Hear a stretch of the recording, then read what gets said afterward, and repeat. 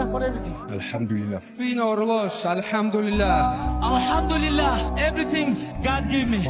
Yes, guys, hope you're doing well. I'm in, Mr. NH2. Today we're in York, all right, joined by my good friend, William Scott. How are you, brother? I'm very good. How are you? Good, good. So, made the journey to York from Loughborough. Nice little studio setting. And with all my guests, I like to start from the beginning. I introduce them, you know, who they are, what they do. So, if you want to introduce yourself. I am what am I? Motivational speaker guy, fitness influencer. I help people build their personal brands, run ultra marathons and bodybuilding shows. That type of guy, I guess. A little bit of everything. A little bit of everything. Okay, so I obviously came across your account on social media, the gym stuff, the gym transformations, and that's kind of where I found your page. And if you'd like to talk before all the social media stuff, because I like to start from the beginning, because most people watching, they're young guys, you know, my age, plus or minus a couple of years. And obviously they're starting from nothing. You know, they have their little lives or whatever, but they haven't built anything yet. So with you, what was life like before all of this started? Well, back when I was growing up, I was always like a young, fat, chubby kid. And I was in school, like, not very good in school, just kind of didn't care about it enough. Like, always knew I was never going to do school. And like, really, I didn't get into the gym or anything like that until I was 19, so quite late. And all the time before that, I was just cutting about in my car, being a chav, like doing a bunch of random stuff, like nothing really of any meaning. The only reason I kind of started into this stuff was getting into the gym. Like, and I think, like, I talk about that so much, and, you know, everyone's kind of advice is like, oh, just go to the gym, get in the gym. And I think for me, that is like the thing, because I was a completely different person before that. And the only reason I started doing posting on social media or anything was just because I got into the gym and I wanted to show off my physique online. But yeah, I was like completely different person to who I am now, as a lot of people can think. And I was talking about this the other day of like how throughout school I was this fat loser, insecure kid, and now I'm like the complete opposite. Super cool and that. Yeah. But everyone else at school who was like the super cool kid is now maybe not a fat, insecure loser, but they're like just the same, if not worse. And it's like, that's kind of my story, I think, of coming from there. And like the people that tend to get anywhere in life are the ones that seem to come from like a low point. But yeah, I was, just like nobody really. I had no interests. I didn't play football or anything, didn't do anything. I just was delivering pizzas. I was doing some graphic design. And it was only when I got into the gym that I started really doing anything in terms of like self-improvement or wanting to better my life.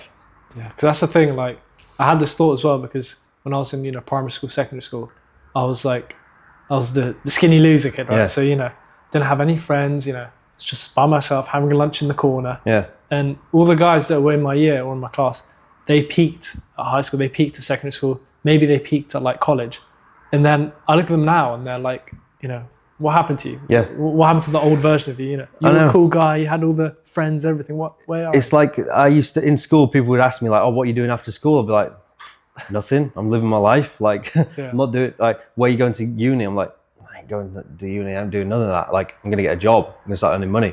And especially like girls, they're all like, you're not going to do anything in life. Like, that's not going to work. Yeah. And you're like, all right. And I don't know any of them now. I'm not to shade them or anything, but like, that doesn't seem to be the successful route anymore. You know, even you saying like, sorry, mum, but you know, you're here instead of doing your lectures, because you know the value of like the potential ROI on something like this is way bigger than whatever uni degree you're going to get. Yeah. Highest paying job you're ever going to get. You know, what's it going to be? 500k a year, like ever, like the job. That's like president as well. Yeah. So it's like this is really the only route if you wanted to get financial freedom and stuff. I think luckily I knew that from quite young, because my parents, or my dad was like had a business and was like a business guy, not like super entrepreneur successful or anything, but never had a job. So it was like, that was kind of who I saw as to emulate. It wasn't like he would go to a 9 to 5 every day. He was just off to his garage, off to his office, or sat on his laptop. And I always thought like, oh, that's the type of thing I want to do. I don't want to be stuck doing something I hate. So yeah, that's kind of why I got into it. Yeah, because that's the thing as well. Like you said, ROI. I always mention that word to people that you're wasting your time clipping all this, doing all that. And I'm like, within 1 year of doing a podcast, I've met, people that are successful, right? Definition of success, financial freedom. They get up when they want. They do what they want. Whereas if I stayed in lectures, I would have know how to differentiate, know how to do a little bit of maths. Yeah, and it's who you're surrounding yourself with as well. Like, who's in these lectures? It's kind of like everyone who's just getting indoctrinated through the same system. Like, Factory, it's like, it literally is those memes of like, you get pushed in and you come out the other side, the exact same opinions, beliefs of everyone else that's there. And you're all just copies of each other that just go and do the same jobs. And like, it's like, obviously we need those people, but you get to decide if you want to be those people. It's like almost these guys that are like, oh, well, if everyone did what you're doing, there'd be no one at McDonald's. Exactly, and it's like, but not everyone's going to, because there's lots of people like them that don't believe it's possible and that, like, all this sort of stuff. It's a scam, yeah. Yeah, so it's like, good. I'm glad that they don't realize. I think the best thing you can do is try and figure that out at a young age and not be so like egotistical about like, oh, I'm doing what my parents do. Like, you should buy a house and invest and like get a good job and stable income. It's like, that maybe worked 50 years ago, but it really isn't working anymore. Yeah. You've got to figure that out, Yeah, and when you do the opposite as well, like I'm gonna do my own like talking video to the camera on this, but whenever I've done the opposite to what people say, I've had the most success. When they say, save your money, no, invest it, into actual like good stuff, or spend your free time resting, no, go to work, eat this, no, do this, like literally gym, everything. Literally do the opposite. Like do the opposite of the people that you don't want their lives. The average, like if you don't want what they have, then literally do the opposite of what they're doing, or what they say you to do. So it's like, if you see your parents and you're like, oh, I don't want their lives, then just do the opposite of what they tell you to do. You're really listening to your parents. Maybe them teaching you not to like be an asshole when you're younger, but don't, like, for financial advice, realistically, in this generation, most of them have no clue, literally no idea. So, and I'm sure it'll be like that when I'm older as well. When I'm trying to tell my kids to do something and they're like not listening, I'll probably be like, oh, this is what worked for me. Realistically, at that point, they're probably gonna be like, Dad, AI does that, There's a robot for that. Yeah, there's a robot for that, Dad. So, like, we're all gonna be boomers one day, but for now, we know what we're doing, I think, and it's the best path. Exactly, yeah. And we're just getting started. This, like, the next 5 years is going to be very different compared to the last 5 years. Yeah. All these bots, AI, everything. So. I know. It is scary, to be honest, of how good it is in terms of, like, everything I can get it to do for me now. It's like, so many people I would have hired to do things. Dirty work. Yeah. Don't need them anymore. Even just, like, making websites. I'm decent at, like, coding and stuff because that's what I used to do. But I don't even need to be now. Like, I would have been able to do it better than most people anyway, but I don't even need to because AI for that, Yeah, even with me, like how I run the whole thing, like imagine there's an AI for clipping, there's an AI for thumbnails, there's an AI for, all I have to do is just tweak the editing, color grade a bit, and it's easier. I think the main jobs that will come out of it is like being able to be I think it's going to be more learning English. Like, because if you can't prompt an AI correctly, then it doesn't do what you want. A lot of these, normal average people are just going to speak to it like a human because that's what they think it is. Hey bro, like, make me $1 million, like make me a business shortest amount of quickly. possible time. Yeah. And it's like, if you just like, probably if you're in school, if you just focus on actually learning how to speak well and how to like proper English, articulate yourself through like especially to like AIs and learning how to do that, then that's going to be the most beneficial thing you can learn throughout school. What do you need maths for anymore? I mean, you didn't even need it back in the day. You had calculators. Now, exactly, yeah. You definitely don't need it. You can literally ask it like anything. Gemini Pro. Bang. It does your maths for you. Yeah. So it's like, I mean, it is one of those things of like, there's going to be lots of people that are reluctant to kind of get on board with AI and things. They want to hate on it. But I think the biggest thing I've learned throughout just being a young guy coming up is to just kill your ego with those things and not be so naive to think that like you can't be replaced or that you're better than anyone else just because you've got some sort of success. Like you can always be replaced. It's like you really have to be willing to learn from people in lower positions than you about certain things, or be willing to listen to people that like kind of have opinions that you don't want to hear on certain things like that. You know, like, I think my brother's a good example. Like he's a coder, he does programming, and he's pretty reluctant to the idea that I think, you know, it's going to be obsolete. You know, his main focus should be, right, quit the coding, figure out how to make AI code way better than I can code, you know, because like that's all you can do. And otherwise your job's going to be gone, and what are you going to do? You know, there's going to be some other kid that came up and learned how to talk to an AI properly, and then you're going to be gone. So, you know, I learned, like, I use tools to help me instead of use it against me, because like all these resources available, you know, especially since I'm in the content game, like editing, all that, I use it to help me instead of people say, oh, you're cheating. No, it's there, I'm going to use it, otherwise someone else will. Well, it's like steroids, you know, like people love to complain and be like, oh, it's cheating. Cheating what? I'm not competing against anything. Cheating life. Like I'm just cheating friggin', sorry. Speed up the process. Like so many guys, I don't try and get them into it, but friends especially that have like issues or something, or want to recover better, or have an injury, I'm like, bro, it's not cheating if you just like fix yourself better with peptides. You know, it's not, it's like, it's a good idea. But people are so like brainwashed by the government telling us, oh, steroids going to make your neck grow massive and like angry and kill your wife or something. It's like, it's not going to do that. Black-eyed misses. You know, if you don't abuse them. But like these drugs and things get so good now that, you know, if they were prescribed by doctors, everyone would be like, oh, it's fine. You know, they trust the government. It's like Ozempic. Yeah. It's way worse than peptides. Literally. Even insulin, you know, insulin for diabetes patients, like that's a peptide. It's just been, the molecules have been changed enough so that the FDA will approve it and it's patented by a company. Now they can sell it to everyone. Saw that, yeah. Yeah. So it's like, as soon as these other things get adjusted for that, they'll go up in price. You'll have never got the like benefit of them. You'll never get on them. And then it's like, oh, we're all screwed.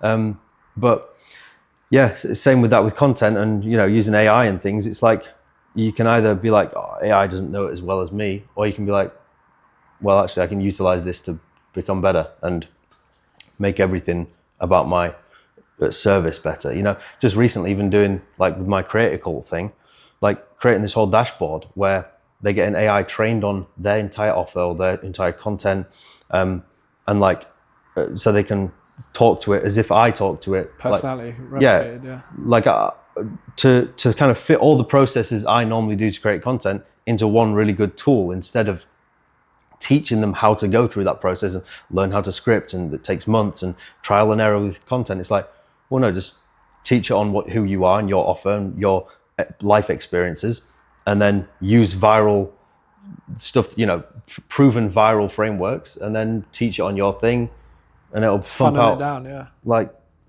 thousands of scripts if you want it to, you know. So yeah, like that's what people gotta do. Yeah. And let's talk about kind of you starting that journey as well, because you talked about obviously the struggles you had, you know, growing up, not having an idea what this thing is, and then being like, I'll give it a shot, why not? So what was the kind of, how do you say it? What was the kind of light bulb idea that was like, right, let me give this content thing a shot? Really just seeing guys with worse physiques than me at the time go super viral. And I was like, why the hell am I doing that? And I was like, well, because I'm not posting anything, you know? Yeah. So I was like, okay, let me post a transformation. Like I have a way better transformation than all of these guys. And I bet there's hundreds of kids out there right now that have one, but just haven't posted it. You know, there's probably the next David Lade out there ready to rock and roll, but he just isn't posting. And if you're not getting your face out there, no one's going to know. So the light bulb thing for me really was seeing my physique, my transformation. And then I was like, saw some kid go viral with some, like, you know, one of those transformation kind of viral videos. Trends, trend. And I was like, okay, let me just put my clips into that, bang some music on it, post that. And I think one of the first ones on TikTok did really well. And that's what gave me that first bit of like, okay, I can see that it can get like 200k views, got me like 5k followers. And I think TikTok does that for a reason, so you carry on posting. But then it was literally, you know, like 7 months of Flat, nothing, yeah. 200 views every video. But it kept me going because I knew it was possible.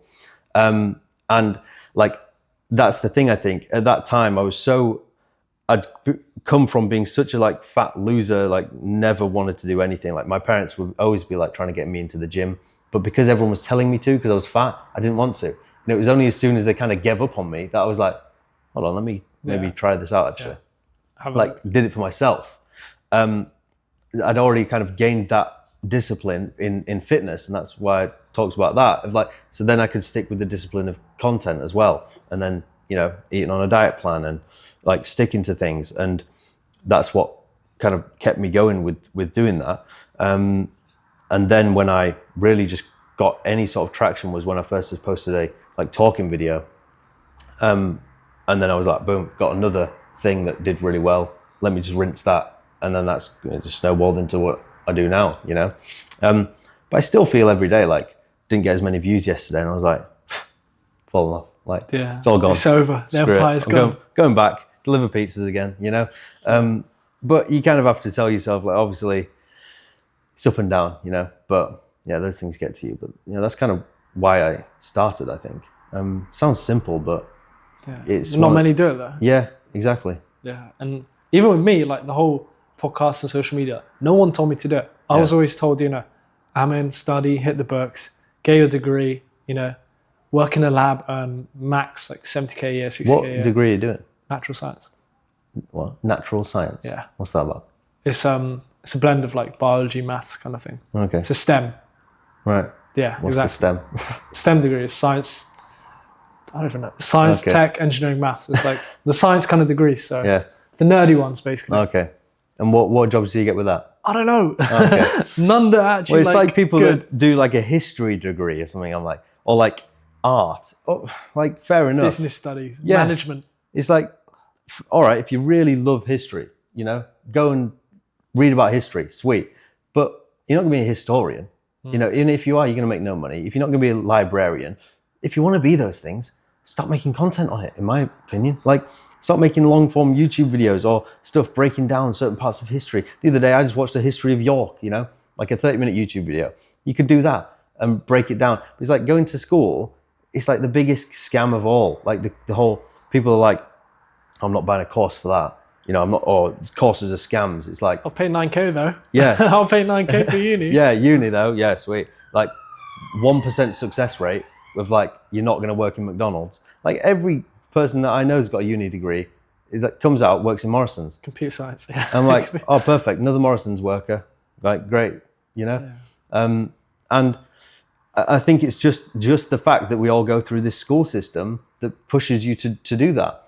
And it's only like the rebellious kids that don't do that. And that's the funny thing. It's like all the kids at school that do trash because they're always like fighting or like just misbehaving, end up doing well because they didn't listen to all the school people, because your teachers don't know anything about like, you know, F students. The F students are the inventors. Yeah.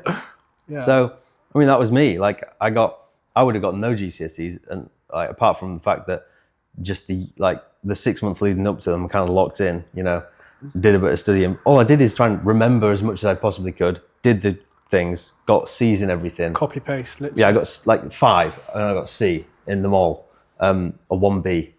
So like I just got 5. And then when I went to get a job, I was lied and they took it, you know? It's like, what was even the freaking point? What, they're not going to check. No. And I don't recommend like going through school and not trying. Like there's definitely things you can learn, like try and get the most out of a bad situation, but just understand that it's really not teaching you anything actually good about life. And there's so much more you can learn. It's like, learn the learning skill. Learn, like, you want to continue to educate yourself all the way throughout your adulthood. You know, you shouldn't just reach 19 or 20, leave school and never learn anything again. So I've learned way more just from YouTube videos and podcasts than I have like anything in school. I can't remember anything, but I can remember plenty of podcast clips, you know? Yeah. So even like, for example, study, like I had my semester 1 exams like Christmas. I didn't learn a single thing from lectures. I just go and check in, whatever. But I literally taught myself within the last 3 weeks. I taught myself the entire semester one via like AI, ChatGPT. Put in the slides. I was like, teach me as if I'm a donkey. Yeah. Teach me as if I don't have a clue what this is. And it taught me, from A to Z. And I managed to, pass my exams, whatever, just through AI. Yeah. So imagine the lectures, getting up at 9 a.m., checking in, finding a seat. I know. Yeah. It's like, it's all a game. It's all a big game just to get you money, and the government just get richer and you get poorer. Right. It's all one system. Yeah. It's all one system. It is screwed. I think I don't know how you would even fix it, but like realistically, you have to do it. Otherwise your parents are going to kill you. But, The belt's right there. It's hanging right by the door frame. But it's like, you can just get lucky with your parents if they don't, if they understand things like that, or you can just do it in your own time. And that takes you on to like the idea of people like, oh, I've spent so much time on school and work, I can't do it. I don't have time to be doing this other stuff. It's like, everyone has that stuff, The most successful guys, still go to the gym. They find time to go to the gym. It's not like they have the time. They block out the time to go. They make it a priority. Same way you can make a priority for journaling, learning, do it like researching things, making content, or whatever it is you want to build in your business. People think it's just, you're taught that you get that instant return from work. You go to your job 9 to 5, get a paycheck at the end of the month. It feels good. Whereas with this or anything entrepreneurial, you have to do it for like literally, months, I say always, like, you're going to work for at least 2 years with no pay, and then you'll get paid more than anyone. But it's like, that's a hard thing to do, It's a hard thing for people to grasp or want to do, Yeah. That's my thing as well. Like, I started, obviously, I told you, November 24. I just say start of 2025, just to round it off better. In my mind, I've put in that by the end of 2026, maybe early 2027, I'm not expecting a penny. I'm just going to try and like see how high up I can get in the networking sort of side. All these guys, this guy, that guy. And then from then, naturally, you could start making money from it. Yeah. So it's like, I'm not expecting anything. I'm just, when I go back to London, I work my lifeguarding job, 60 hours, 50 hours a week, Christmas, Easter, save up that money, buy some equipment, invest it straight back in because I know it's going to pay off later on. So. If it's like, there's no chance you don't succeed if you don't quit, That's the biggest thing of like, the only reason people actually don't succeed at anything is because they quit. Like, I just didn't quit. And I try to get this through to people all the time. I'm not in any way abnormal to them. I'm just literally like you've seen, like a normal place, not like anything special, even like usually less special than most people, from big cities or countryside place. No one around here. London, no one is doing the same thing as me. There's no one to see it through. But if you just do enough and don't quit, like I was always a late bloomer to most things. Like wasn't very good at learning much, and I got into the gym late, got into even doing this late. But I didn't quit just because I had that excuse. I didn't think, oh, well, I've missed the boat now, I won't do it. It's like, no, I thought, okay, I'm a bit late, but I'll just do it anyway, And now it's like, what's the difference? I'm a couple of years older than most fitness influencer people. Well, not even really, because, there's Matt does fitness, other random people the OGs, that are, older as well. So not that old, I'm only 25, I guess. So. But yeah, it's like, that's the biggest thing, is not quitting, Mm-hmm. And on your way when you first started, posting and doing all that, what were the first struggles you faced? Because it's not a smooth journey. Yeah.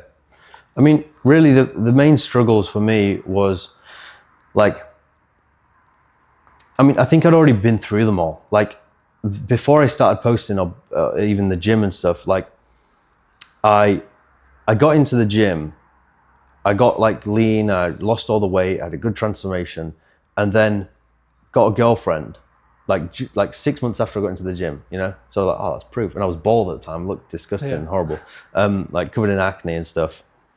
But from that point, I was probably at break even. I probably had like literally zero in my bank account, but I was all right. I was happy, got this new girlfriend.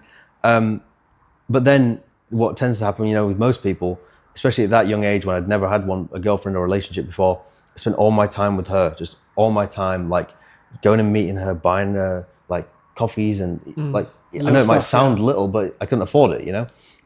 I'd go on trips all the time, little day trips, walking and stuff, and just slowly ate away at credit cards and just like spent a bunch of money doing this stuff to try and like please this girl, and wasn't upgrading my life in any way. In fact, it was just degrading. Like my physique, I was just getting fatter again, and I was not doing anything to progress my work. I was just broke. And I think it was that slow kind of, what would you call it? Digression. I don't know. Slow Fall from grace. Yeah, slow fall that kind of was the main thing for me when I reached the bottom of like, oh, I got fat, I've got no money, and then my girlfriend broke up with me because probably I was fat and had no money, and like there was way better options out there. So it's like when I got with her, I was great, and I just became this loser again.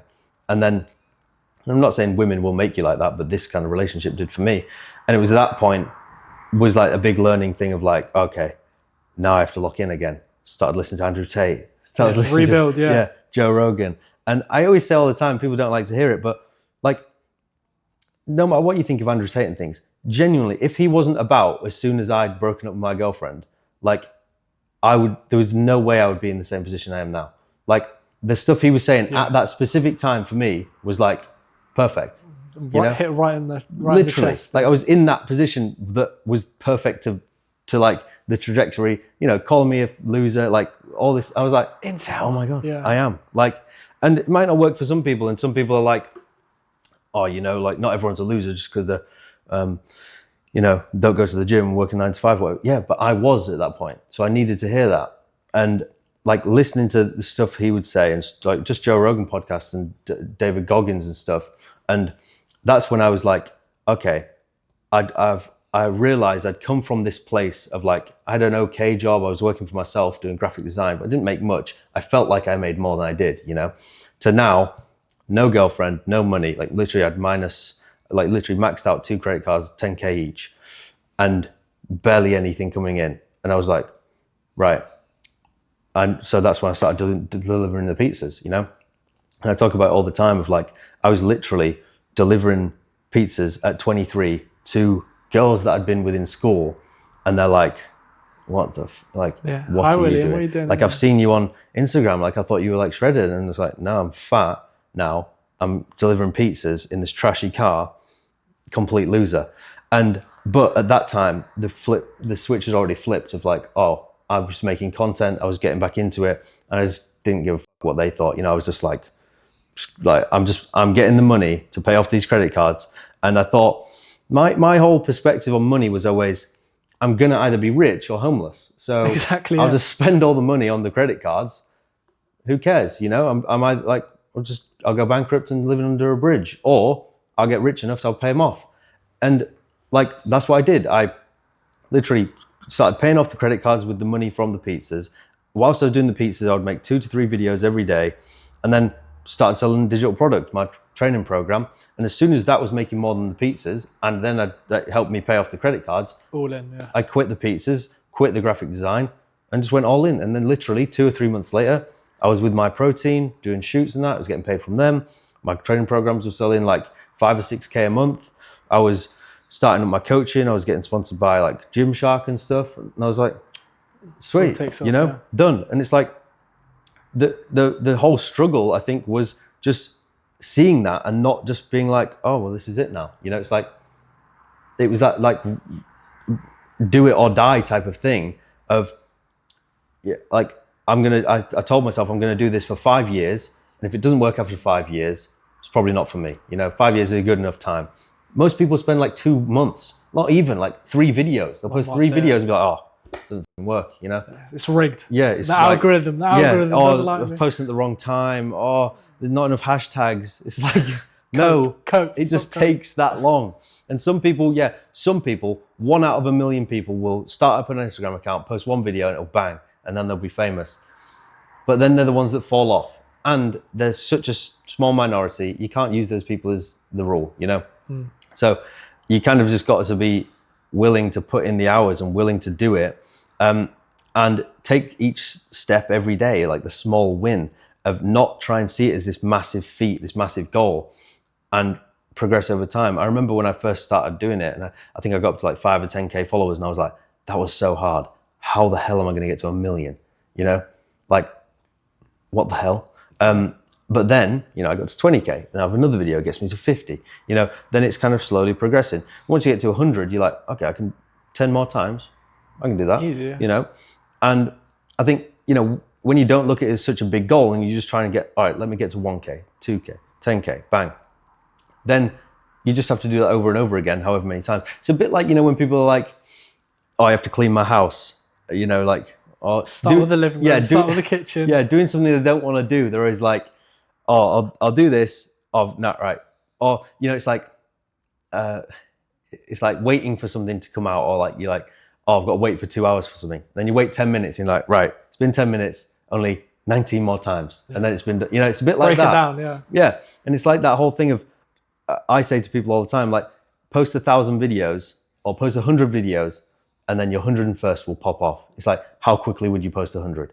You'd get rattled out, wouldn't you? Because if you know that 101st one's going to pop off, obviously you don't know that, but if you just convince yourself that's what's going to happen, it's going to, you know, whether it's the 110th or 200th, you know, if you've got that mindset, eventually it will work.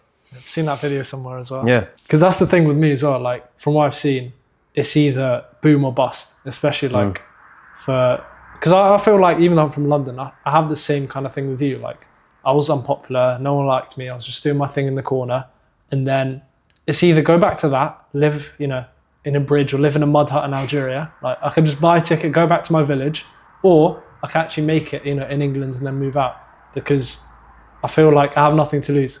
That's maybe with you as well, you know, it's either be that, you know, online figure or whatever it is, and then, or go back to delivering pizzas. People are almost too smart for their own good. Like, I think if, like, what was I trying to say? I genuinely believed, you know, like, it was possible, I think is what I'm trying to say.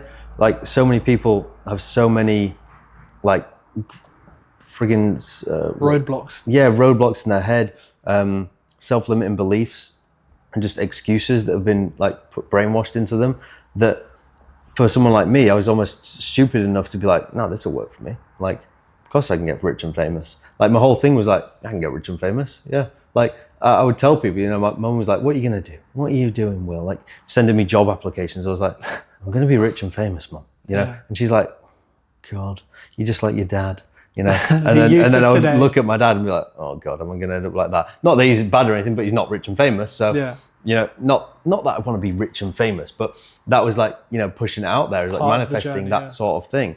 And yeah, I think I know it's like, people say it all the time, but the whole thing of you only live once. When I realized this was when I was telling my dad, he was talking about getting a Porsche and stuff. And I was like, thinking about it. And he was 50 at the time, or 52 or something. And I was like, you're actually, you know, if you live as long as your dad, he died at 50, well, so you'd already be dead. You'd have never had one.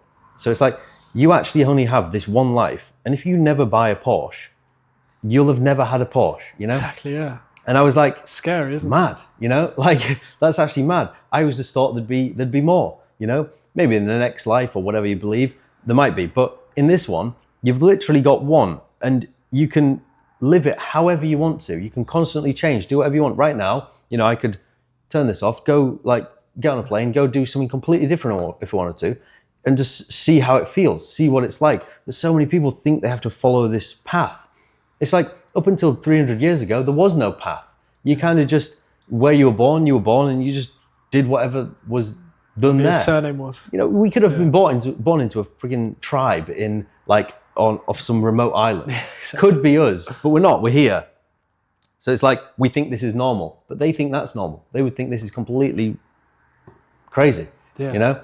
So it's like, that thing of you only live once, I think is the best piece of advice, but that's what I mean by too smart for their own good. I hear that, I'm like, oh my God, yeah, you do only live once, huh? But so many people are like, yeah, whatever, YOLO. Like, it's like, no, listen to it. Like, you act, like, do something with your life, you know? Scares me as well. Like, right now, what you said with the Porsche, like, imagine all the years, you know, I've been in school, you know, I've slaved away, you know, hopefully I don't go into a 9 to 5 or anything, but to the people that do, imagine slaving away, 40 years, and then you retire, and then you die, and you've never lived the life you want. Like, obviously I've got the comfort of, believing God and heaven and all that, but not everyone has that. Some people think they die and then that's it. And imagine not doing what you want when you were a kid, all the dreams you had, and you don't do it.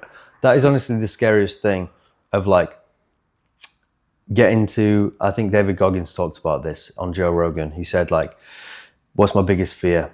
It's, okay, whatever you believe, God or not, say there's a God, we get up to heaven and you're at the gates, you're in the queue, Joe Bloggs is in front of you, he goes through, it gets to you, and he goes, okay, William Scott, or David Goggins is the example, but William Scott, he's fitness influencer, 1 million followers, makes this much money, influences all these people, drives a freaking Bugatti or whatever, blah, blah, blah. But he's telling it to the guy that delivered pizzas his entire life and was fat and like never had a girlfriend and lived at home this whole life. And I'd be like, what? That's not me, Like, and then God goes, no, that's who you messed up. But that's who you're supposed to be. That's the actual you, yeah. And it's like, oh, no way. Like David Goggins said it way better than me, but for like ultramarathon runner, like what best-selling book, millionaire, like jacked, 180 pounds, Navy SEAL. And he's like, no, I was supposed to be spraying cockroaches at Ecolab, 300 pounds. And it's like, that is going to happen.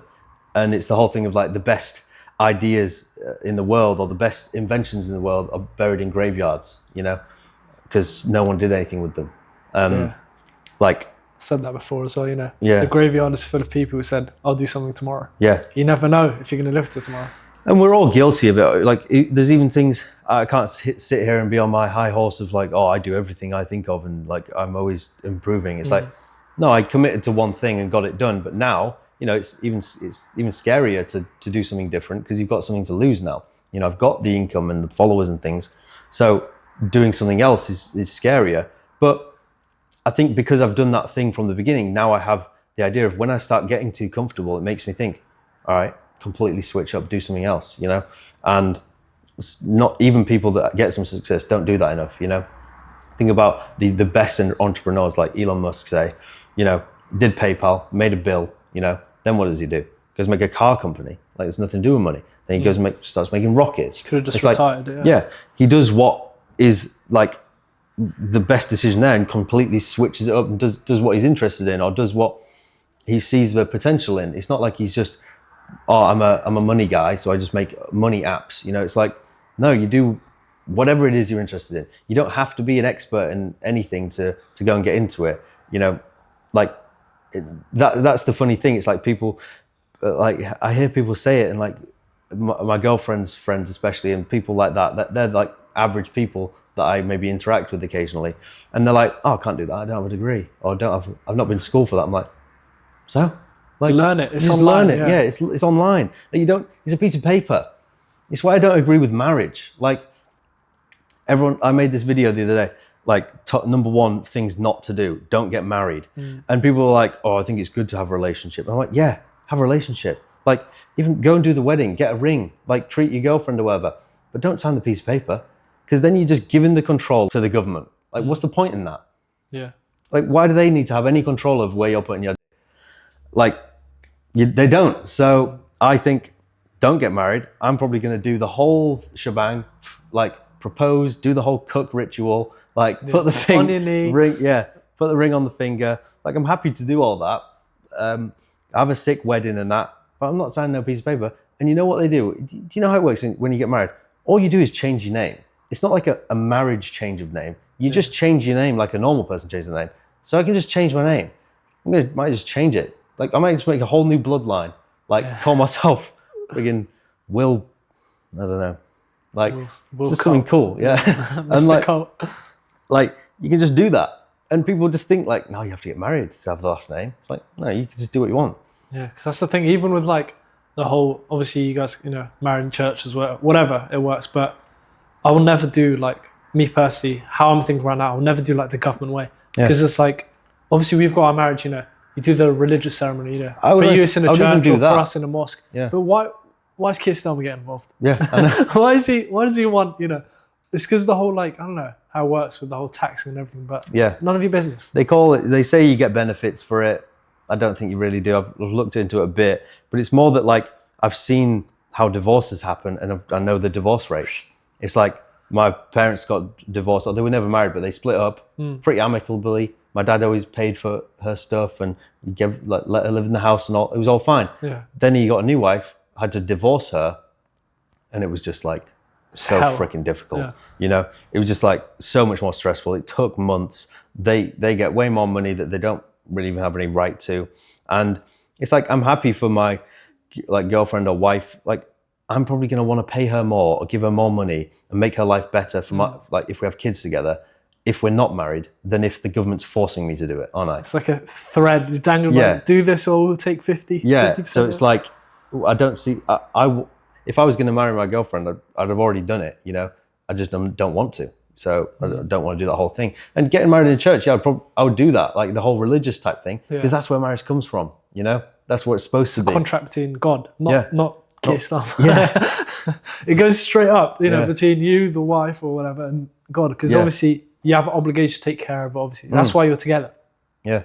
So, yeah, man. Mental. But it's just one of the many things that people do that is just stupid, you know, that people just are so like blinded by. Like, I talked to some girl a while back. What was it about? I think it was like when Trump was getting shot or something.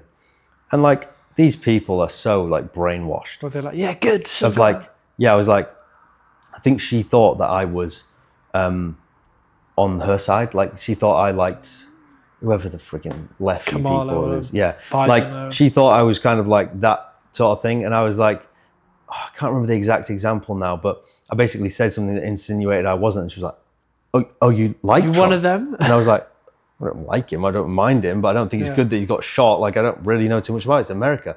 And she's like, oh, that explains a lot. Like that explains it. Like, all of a sudden you've changed. Such an arsehole. You know, it's like, well, I haven't done anything. You know, I'm just a human being. Like, I don't really care about American politics. It's not controlling our country. I don't really care about any of it, to be fair.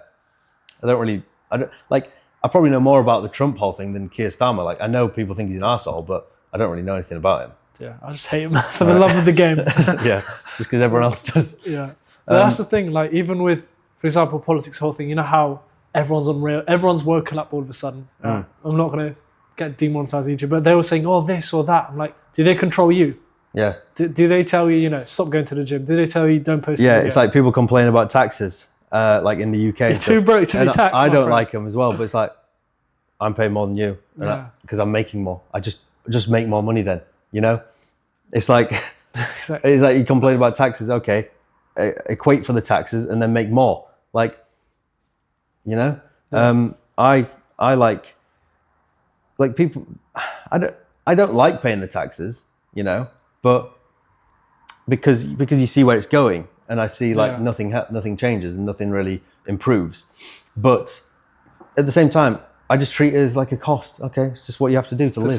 Yeah. Like, you just trying to ignore the fact that it's that, and just you have to do it. You know, and at some point in the future, I'll probably move to Dubai or get like set up my business there so I can LLC, like live out of you know, wherever. But for now, can't be asked doing that. Pay the taxes, make enough to not have to worry about that. You know, live below your means and all that. Yeah. So that's the funny thing I realized as well. It's like the people who are complaining about, oh, tax the rich, you know, tax the rich. If they were to be rich, you wouldn't be complaining, would you? Yeah, exactly. So like, it's smart as well. Like, I get a lot of hate for this as well. People saying, you know, oh, you glaze these rich people. I'm like, it's smart. These people that find a way to, you know, set up an offshore company. Like, I look at them and I'm like, hats off to you. You know, well done for doing that. Sitting there complaining about how the system's rigged and how it's all bad isn't going to get you anywhere. Just learn how to play the game. You're not going to change the game. Just learn how to play it better.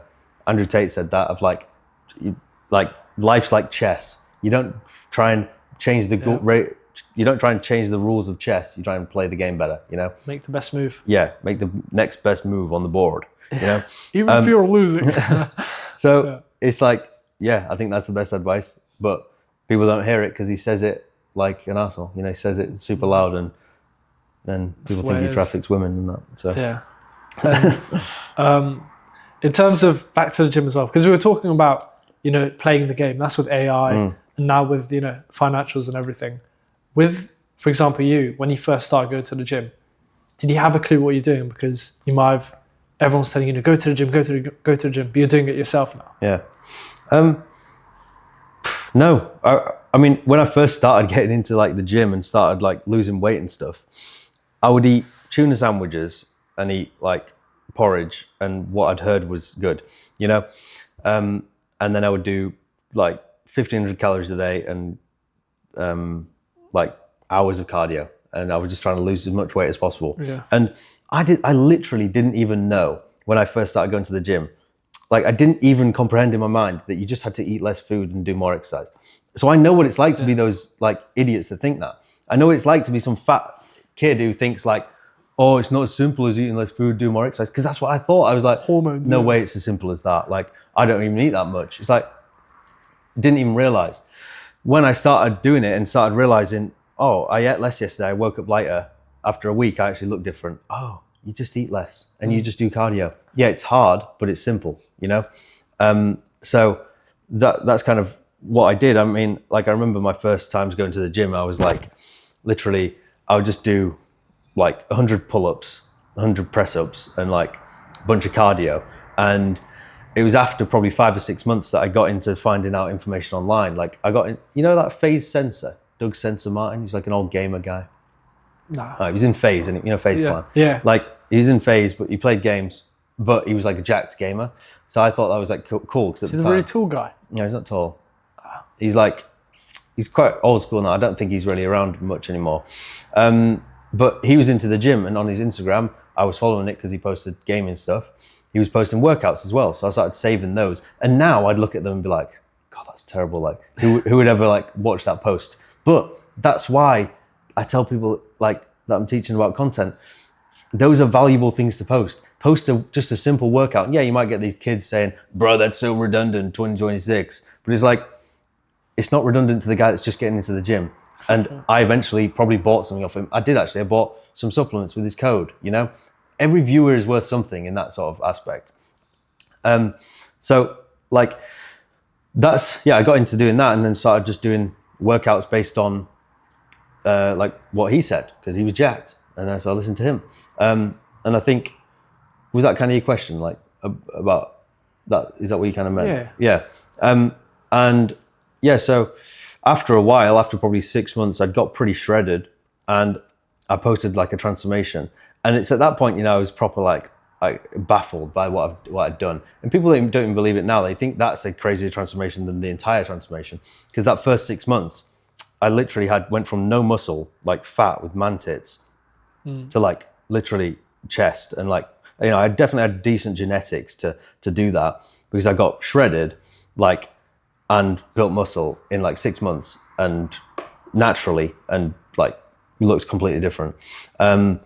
And it's not even at that point I started posting, but that's when I was like, okay, sick. Started, I got a girlfriend, and I started pretending I was bulking. So I was just kind of like going through the motions there. But I had no idea when I first started what I was doing. And I just looked online, it's not, I was always kind of an athletic younger guy, but fat athletic, they would put me in defense in football. I was in top set, but like, for rugby, and like they would want me on the rugby team just run, like charge as a prop. Just extra man, but yeah, I was always decent and stuff like that. And I also did judo for like 8 or 10 years. Wow. Yeah, people don't know that, and they say like in my comments like, oh, just because you're jacked doesn't mean you can fight. And I'm like, yeah, but the 10 years of like judo I did actually does mean I can fight. And the like countless competitions I won, and the being the best in North Yorkshire and all this sort of stuff. And I was like, I never comment that back, but it's funny that it is like what they see is what they'll assume. Yeah. Like assume. If I'd never shown any of that, they're not going to know. But it makes me want to get back into it and just like fight. And when I had that whole controversy, I don't know if you saw, with James Smith, he messaged me and we kind of worked out or whatever. I copied his video. Yeah. And then I was like, I know he does jiu-jitsu and stuff. And I was like, oh, let's have a fight, let's do like some content type fight thing about it. Which is funny. I think he agreed, but we obviously never ended up happening or whatever. But he'd probably beat me, to be fair, because he actually trains. But Yeah. like, it would be a one of those things where Surprise talent. Yeah, surprise talent. Party trick. Yeah. Flip someone on the table. Yeah. Yeah, because going back to your kind of gym transformation, within 6 months, for example, when I started gym, I was like, you ever watch those UNICEF adverts? You see those in the kids at the front. Is that you? Yeah, the twigs at the African twigs at the front. That was me. And I didn't know what the hell I was doing. Whenever I was on break during lifeguarding, I was I was doing my bench press quickly. I wasn't supposed to, but bang out bench press, Smith machine, do a little bicep curl like that. And within 6 or 7 months, I was like, wow, okay. But I didn't know what I was doing. I was just doing it. Yeah. And then now, it's been 4 years since I first started going gym. I'm progressing slowly because all of a sudden I have all this knowledge about range of motion, testosterone, gym, this sets, that reps. But I wish I didn't have that knowledge. Yeah. I wish I was still the same dumb guy just spamming reps. Yeah, it's almost like now I've kind of gone through that entire process of where I was dumb at the start, got into it super heavy, like did everything perfectly, was telling people like, that's not supposed to do it, you're supposed to do it like this. And now I just go to the gym and just train. It's like that, you've seen those like bell graphs of it's like, yeah, exactly, yeah. Like I just use my phone and say what I want. And then in the middle, it's like, I use CapCut and I use 4K Premiere Pro filter. 4K of this camera and I script out every video, blah, blah, blah. And then it's like 1 million followers plus. I just use my phone and just post. Exactly. Because it's same with the gym. It's like, it's just what you're doing. It's like the consistency of it. And now, I know, I'm on gear and stuff now, but like, the fact that I've done all that time and doing it, I can go to the gym and it'll look easy and people will be like, you don't even train hard, but you still like can make progress, because like I'm doing it well, it's like I don't know, it's almost, not to get too in depth into it, but like when you first start and you're doing bench press, you can't feel a damn thing. You're using every muscle in your body apart from your chest, shaking like that. Yeah. So it's like, but now like the mind muscle connection I have with each muscle is so good. I could do like a workout here with the book and like get a pretty good pump. And like, pardon me, that's kind of where you get to, I think, with how long I've been doing it. And so many people throughout my whole like going to the gym thing, just get into it 6 months. Usually it's like get a girlfriend or get a job and quit. I've had so many gym partners throughout the years that literally like were doing super well, were with me doing it, and then quit. And I've seen them recently again now, and they're like, "Wow, like you did it! You actually did it!" Yeah. I used to talk to them William, about like doing bodybuilding shows, but in the back of your mind, thinking like I'll never do it. But in my head, I was like, "No, I'm going to do it. Like I'm going to be one of these guys. I'm going to have a bunch of followers. Going to post about it. I'm going to have the sickest physique. Going to do it all." But everyone was like just saying it, didn't actually believe it. Yeah. I actually believed it. I was dumb enough to believe it. Exactly. Dumb enough. That's the key word. Like literally, and I think it's the same with a lot of stuff now. I realize it in myself. That's probably a good trait of like, I went and hung out with that baby Stickley. Do you know him? Oh, yeah, He's like a Lux Maxi guy. Yeah. I went and hung out with him not so long ago. And everyone that I talk about, like Lux Maxi and stuff like that about, they're always like, oh, that's so cringe. Like, oh, what are you doing? Like, why would you do that? But I was like, I think he's sick. I think he looks handsome. And I've seen the transformation. I want to look like that, you know? I'm not going to have too big of an ego to be like, no, that's gay. I'm not doing that. It's like, no, I think he looks cool and he gets chicks. So why wouldn't I want to do that? If it improves, you do it. Yeah. So like since then I've been like, sweet, I'm going to dye my eyebrows. I'm going to get on a bunch of peptides. Going to get leaner. Going to start doing jaw exercises. I'm going to mog because like, it's just another thing to add to it, you know? It's like, you don't want to be this guy that just hits the gym and is jacked, but like looks like bloated ass face, circle, and like no money and like no social skills and no hair. You want to have it all, you know. I want to have the sickest physique, the most money, sickest car, like freaking best girlfriend, all max this out stuff. your stats. Yeah, max out GTA. every single stat, not just all in on one. Like I think, well, you just have to be all in on all of them. You know, I think. I saw this thing the other day and I talked about it in that other YouTube video of like having, like you're the person in the middle and you have a bunch of arrows around you, like which paths to take, and everyone just seems to not take any path and they just sit in the middle. But the one who gets success is the one that just goes full force at one arrow, does just that one. But I think once you've done that, you kind of have to do every single one of them full force, like go all in on literally everything that you do. And then like by the time you're 30, you're going to be freaking chadding out, you know? Yeah, because again, we started this, you know, I guess you started this young, I'm starting this young. It's like you can get so much done in 1 year. You know, within 1 year, I'd like to say, you know, not the best progress, but I've done better than just sitting doing nothing. And I've always tried to maximize every stat now, because when I was younger, it was just like grades, school, max out my intelligence. And it's not even intelligence. It's just like copy, paste the book. Yeah, max out your like memory. Yeah, robot skills, literally. Yeah. But then now I'm trying to be in the best shape, best communication skills, best editing skills, you know, everything, because it all ties together. It's like a personal brand at the end of the day. If you're everything, people like you. Yeah, like the best way to get perfect speaking skills and articulation is just to like have personas about yourself and just go out there and like get in a taxi and tell them a whole story about how you're like from friggin', I don't know, Ukraine, and you like, I don't know, maybe not Ukraine, all right. You know, tell him some story about how you like, tell him you're Jeff from friggin' Ethiopia and you do this and you do that. And like, you have to learn to lie about those things and like create this story about yourself. And I think as you get older and older, I always thought, you know, I just knew, I hate to say this to especially like a younger person. No, I don't hate to, but I remember hearing it of like, I thought I knew everything when I was like 19. I thought it was just like, yeah, I just know it all, like I'm sick. Each year you get older and older, you realize how little you did know and how much you now know. And then it makes you think, imagine how much I'll know at 30. Like, I'm gonna be so freaking cool and clever. Yeah, exactly. And it's like, those sorts of things. I was always, because I'm from like quite a small place and was never like in city places to talk to people and that sort of thing. Yeah, I never needed to talk to people. There was never taxis to get. There was never like that sort of stuff. So like going through this and creating content and meeting up with brands and things, I've got way better at actually talking to people and just being confident about who I am.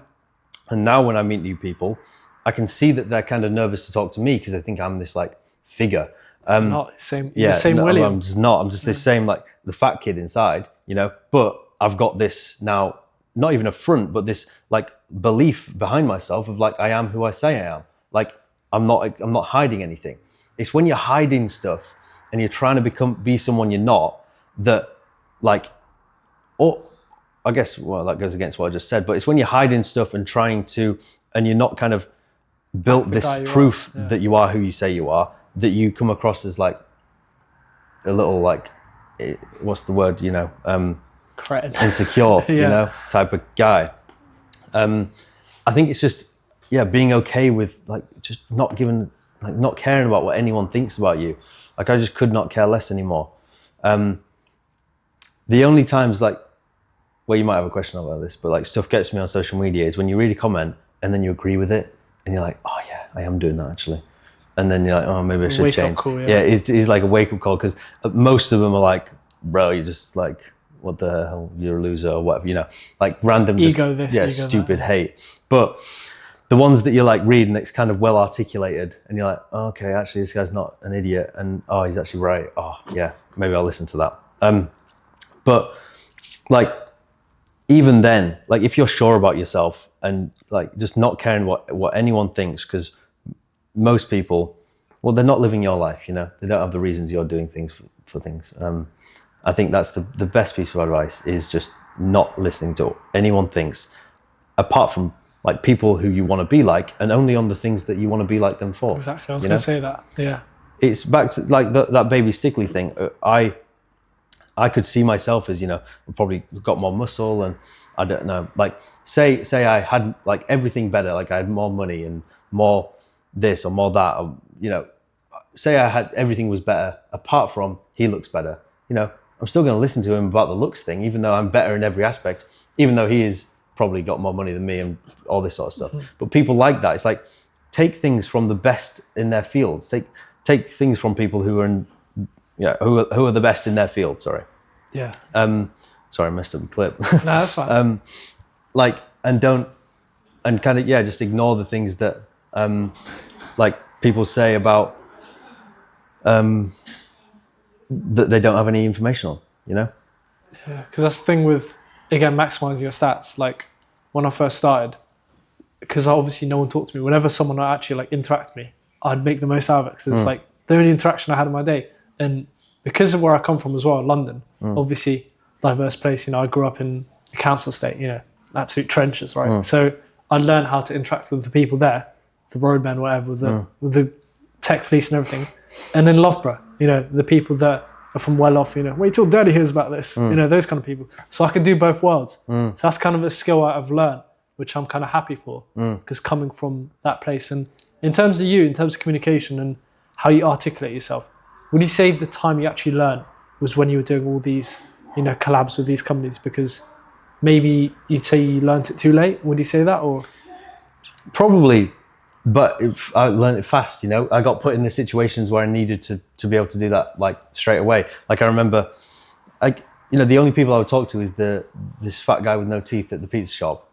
And like, I knew he was just like retarded. And like, I was just talking to some guy that like was literally killing my brain cells. Yeah. And then I was literally straight into talking to, you know, I remember the first time I went to one of these My Protein shoots, and I went in and I was like the talent, you know, so you're like the guy, and I'm like, bro, I'm delivering pizzas tonight. Like, yeah, exactly. You feel like you're so out of place. But I put on that thing of like, I'm in the gym, I'm confident in who I am, and I'll just act like me, you know? And it's like breaking that barrier down about yourself, even just talking louder, looking people in the eye, like simple things of like, just not caring if you do something wrong, like stuttering on your words, or like it's an awkward silence or something. Don't care, and just like let the awkward silence sit. And that's when you kind of will learn those things, putting yourself in the uncomfortable situations. Because then I got to this place and there was a few other guys there, but then I was kind of the guy they wanted to work with the most, because these other guys were so unsure about themselves. And yeah, I remember just like, you know, these were just way more high level people than me, you know, even though they just were working jobs, they were working for a company, you know, they were cameramen and they were like content strategy people and this sort of stuff. And even Ryan Terry at this gym, it's like a big bodybuilder.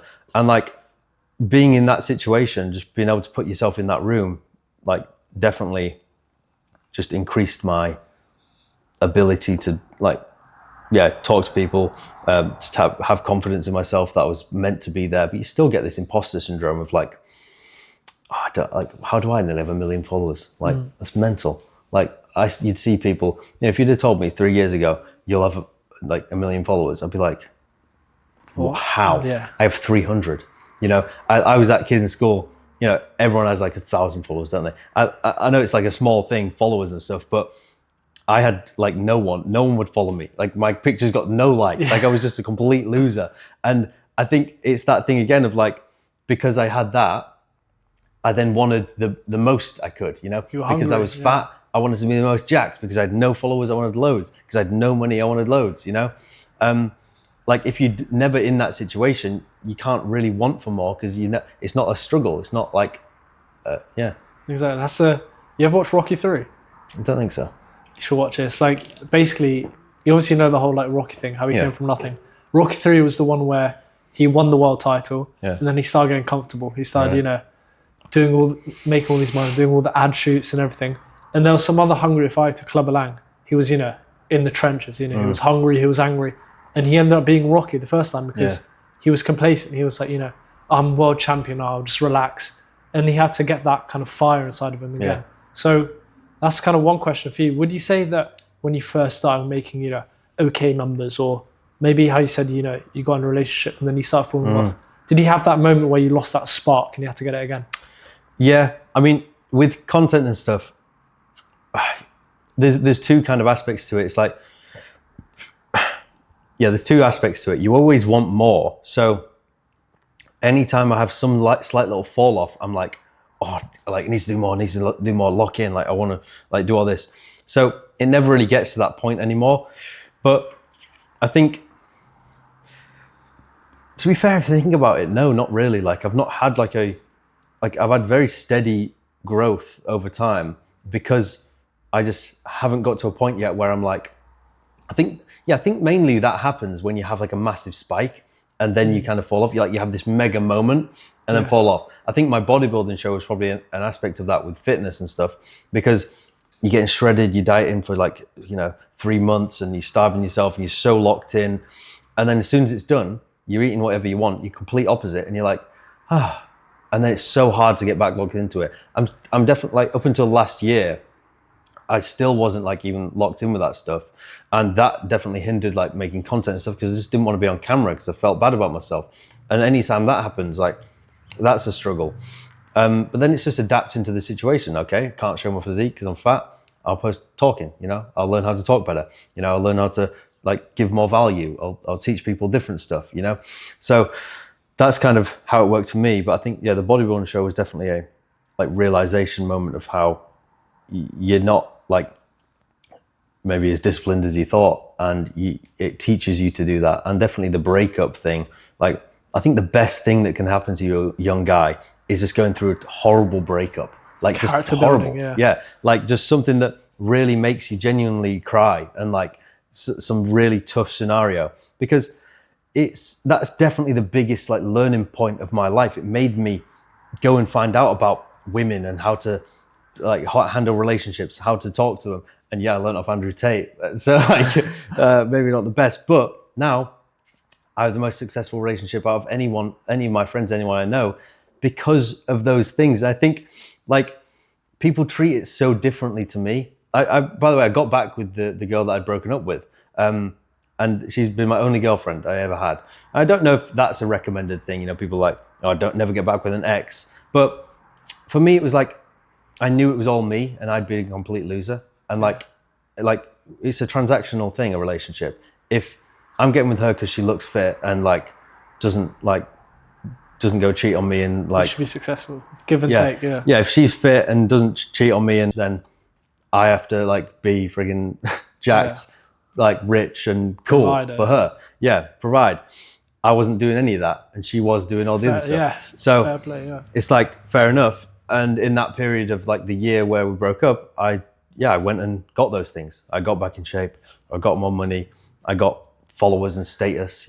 Probably did it way to the extreme of what most people do. But then, and also learned how to like handle myself and not put so much value in her and the relationship. Like I think so many people's downfalls, especially as young people in relationships, just spend so much time with them and like put all their time and money into their girlfriend and like get rid of their social life with their friends, never hang out with them, never go to the gym, and like so into it. And that happened to me, but then it all falls apart. And I think now, because I've got like that balance back where I'll force myself to be like, no, I'm not hanging out with you tonight, I'm going to hang out with my friends.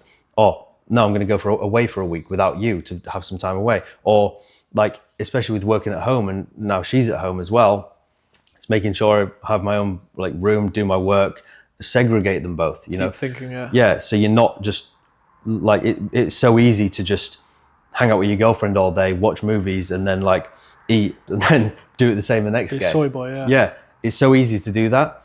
But it's, that whole breakup taught me to, not do that. And Andrew Tate, shout out. Yeah, G. And that's the thing as well. I feel like you said, how people immerse themselves. Like too many people make the thing their life. It should be you live, and then you have this thing to do. You have gym to go. You have content to make. It's like you go to that.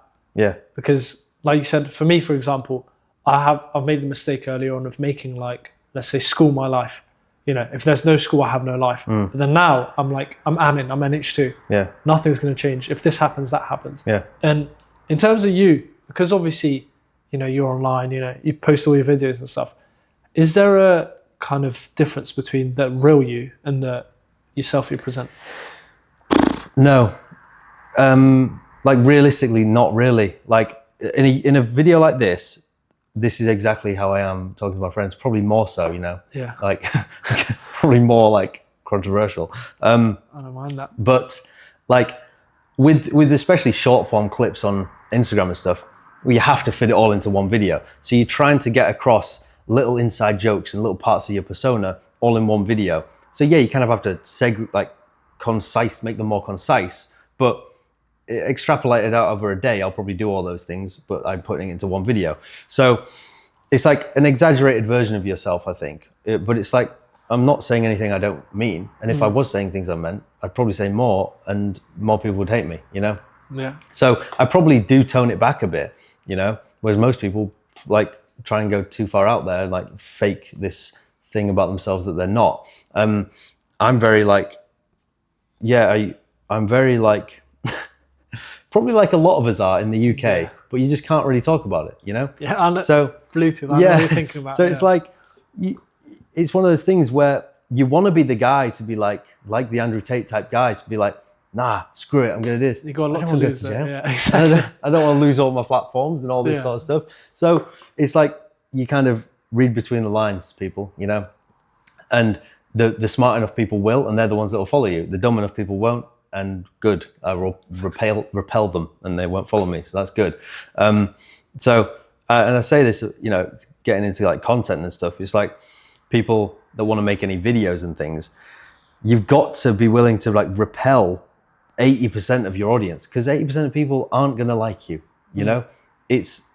Walking down the street, look at all the people, like, do you think everyone is going to like your videos or like you? Like, if they truly knew who you are inside and out? No. So, but the ones who will are going to be really like aligned with you and really like, oh, this guy's my guy. Click, you know? yeah. Why do you watch people that you watch? Because you've seen so much of them and you like every part of them, or you really like a certain aspect and you're like, boom, this is my guy. But if you just appeal to everyone, you're like a Taylor Swift type thing. It's like, or not even, she's like so far on the other side, but it's like when, you try to appeal to everyone. Nothing about it. And no one likes you, you know, no one really cares enough. So it's like, the more you can kind of put yourself out there and be really truly your authentic self and not try and copy people. I learned that of like doing that as well. Like the whole copying thing, I had a whole scandal of like, I copied James Smith's YouTube video, like word for word. And because at the time I had no followers on YouTube or anything, or I still don't really. But I was like, I want to make a video like this. Don't know what to say. Like what I've done with my Instagram videos before is just find other people's videos that have done viral and put my own experiences. Remix it. William style. Yeah. So that's what I thought I'd do with this one, but probably copied it too much and then get called out for that. But that taught me, instead of quitting after that, it was like, okay, then I can't be seen copying anything. Okay, so I have to figure out how to do it all myself. And then now I've got more followers than most of the people that I ever kind of took inspiration from before, you know, because I actually learned how to do it well, you know, and figured out the kind of framework myself instead of like just taking it from other people. Bar for bar, stole my flow. Yeah. So like that, like all these things and failures that happen, you can either sit there and be like, oh, okay, well, screw it, I'm not going to do it anymore. Or be like, okay, take that, learn from it, have the feelings, and then go and push more forward and learn from it. Even with that specific thing, like I remember waking up that morning and seeing like someone had made a video on me, and I always get nervous now if someone like makes a video on me. Like I get nervous, then I watch it and I'm like, or like then it kind of settles down. It gives me that like flight or flight reaction of like, oh, someone's made a video on me. But then I'm like, if what you're putting out is actually you, and you can make sure you can defend it because you believe it, then who cares? Like what they say, it's their opinion. Video, They can have their opinion. And if people agree with them, they can go follow them. People who agree with me, they can follow me, you know? It's like, you learn from everything.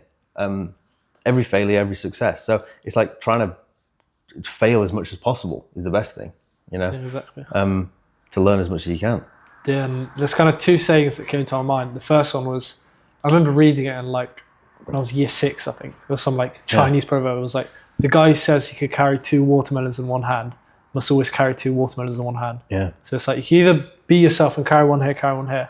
But if you lie and carry 2 in one arm, you've got to keep on doing that. Yeah. And it's like, if you got to continue, you can't. Yeah, if you give yourself a persona that like, and build a whole audience based on that, and build even relationships and friendships based on that, it's going to fall apart at some point. You know, you're probably going to drop the watermelons, you know? Yeah. And so it's like, if you don't really truly learn how to do it completely yourself, and it usually takes longer, you know, with telling people about content of like, just talk to the camera for a minute straight, post that, you know, about whatever you want. Don't try and make it perfect. Be perfectly imperfect and yourself is better than trying to make the perfect video, because sure, it goes viral, then you have to do it again, you know?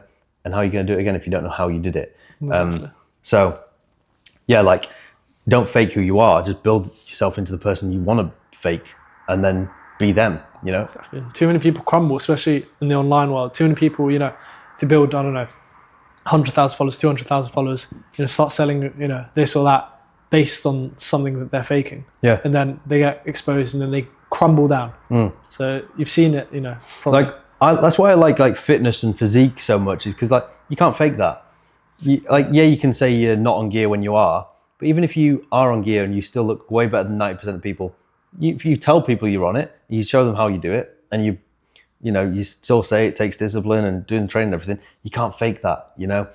You can fake pretty much everything else, but you can't fake how you look and like how you come across to people in real life and for a prolonged period of time.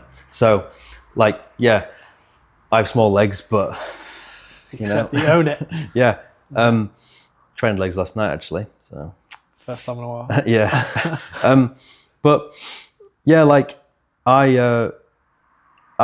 used to see people doing what I kind of wanted to do and try and emulate that and that sort of thing. But yeah, the most success I had was just literally, maybe it was a gift from God or the universe or whatever.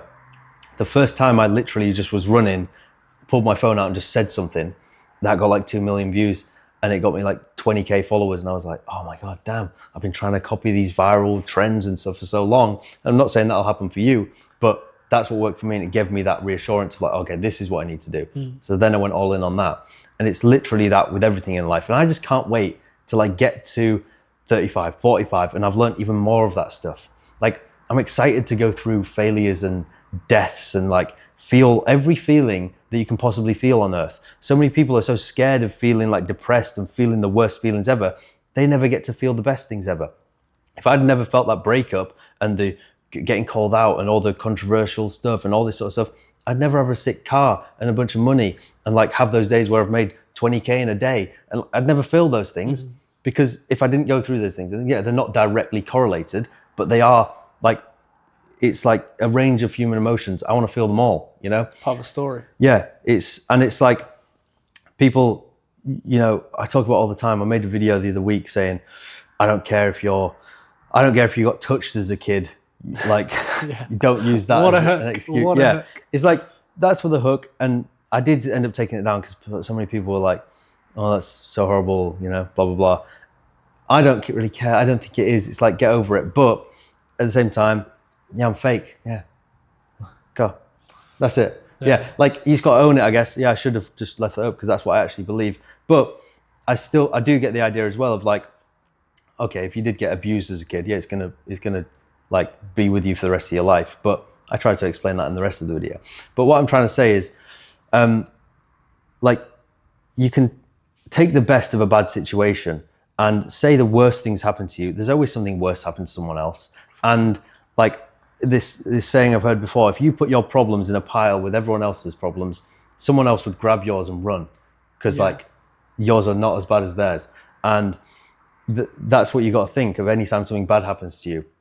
Is like, yeah, this is bad, but I can learn from it and I'm going to be better out the other side. And I know this firsthand of like, because people close to me have had really bad things happen to them, but I haven't had it specifically to me yet. But all of our parents are going to die. Your dog's going to die. Like something bad's going to happen to you. Something bad, a bad day is coming for every single one of us because we're going to die, you know? But that also means the best days ever coming. And that's what I used to think when I was in the trenches doing the pizzas and things. And like, I'd had these days where I'd gone out like drinking after I'd got broken up with, because I did have a period of like being a bit nuts. Like I bleached my hair. I was starving myself. I was going out, literally doing drugs. Proper chava, yeah, it was literally doing like bad drugs, drinking. I had no job, like just getting with chicks, like the most dirty, horrible downward chicks. Spiral, yeah. And like I would go out, come like, you know, be back at home the next day. And I remember waking up and, you know, some people relate to this of like on the come down of like some of the most depressed, wanted to go to the forest and like just be like, oh, I'll end it all. Like this is horrible. I also had bad things of like where chicks I'd gotten with would like pretended they were pregnant and like lied to me about that and stuff like this. But I always thought I remember driving around at the night, and like sometimes I literally just cry delivering the pizzas, like so no one could see me. And then I'd, stop by the time I got to the back of the car, and then I'd be like, okay, I'm glad though, because this is so bad and hard right now, a good day is coming, and it's not going to get much worse than this. And if it does, when it gets better, it's going to feel way better. If you've got nothing to compare it to, then there is no light without dark. There's no sun without the rain. Opposites. It's like if you don't go through all the bad stuff, you're never going to get to feel the good stuff. So these people that are so scared of like bad things happening to them, or when something bad does happen, they just hide away and never like confront it, then you'll never get to feel the good feelings. They stay there. Yeah, you'll never get to progress and feel the highs. And yeah, it's like, I never felt any of that up until that point of like where I was 19. I'd never had any struggle of doing the gym. I'd never had any struggle of hard work and making money. So then I never had any hot girls that I got to sleep with, just easy, or I never had any like cool cars, because I didn't have those things. And now I've done it. I've gone up and down and up and down. Yeah. And like I'm excited for a bad day. And people are like, "Oh, don't wish that upon yourself." It's like, no, I am. Like I'm looking forward to going through it, being it super hard. Like I love the struggle. Like I love it. Sick. That's why people ask me like, why did you do like an ultra marathon? Why do you do these things? And it's like, because then you get to face failure. You can't. I did like an ultra marathon where you run around a 5K, 5-kilometer track over and over again until you're done, until you like fail. So it's like, there is no winning. You fail. Like at the end of the day, you fail, Failure. So it's like, but because of listening to David Goggins stuff, I wanted to push myself to that point to just see how I would feel in my mind, see how far I could push myself. And it's like, when was the last time you actually tried your hardest at something?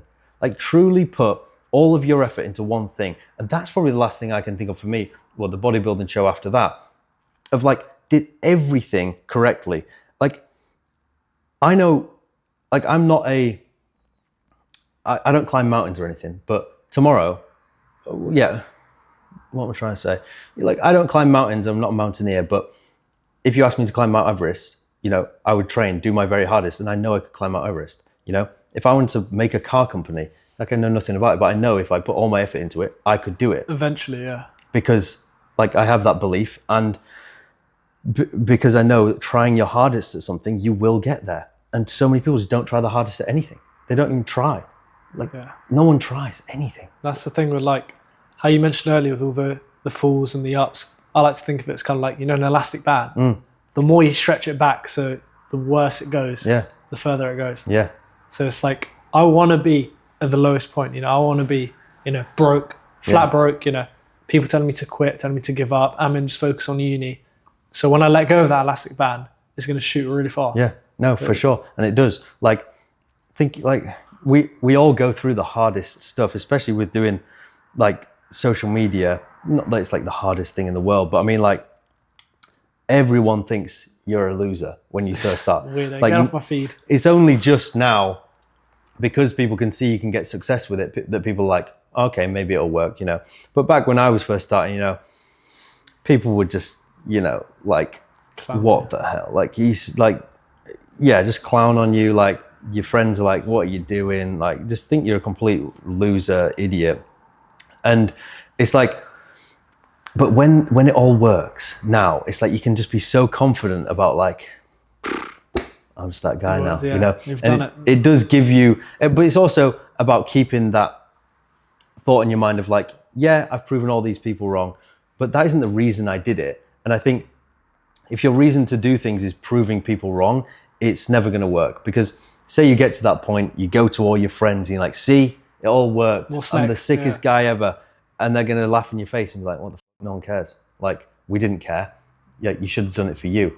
And I think that's the only way you really will get to that point, is if you actually just do it for you and you just love what you're doing. You can't, I think I made a video on this the other day, but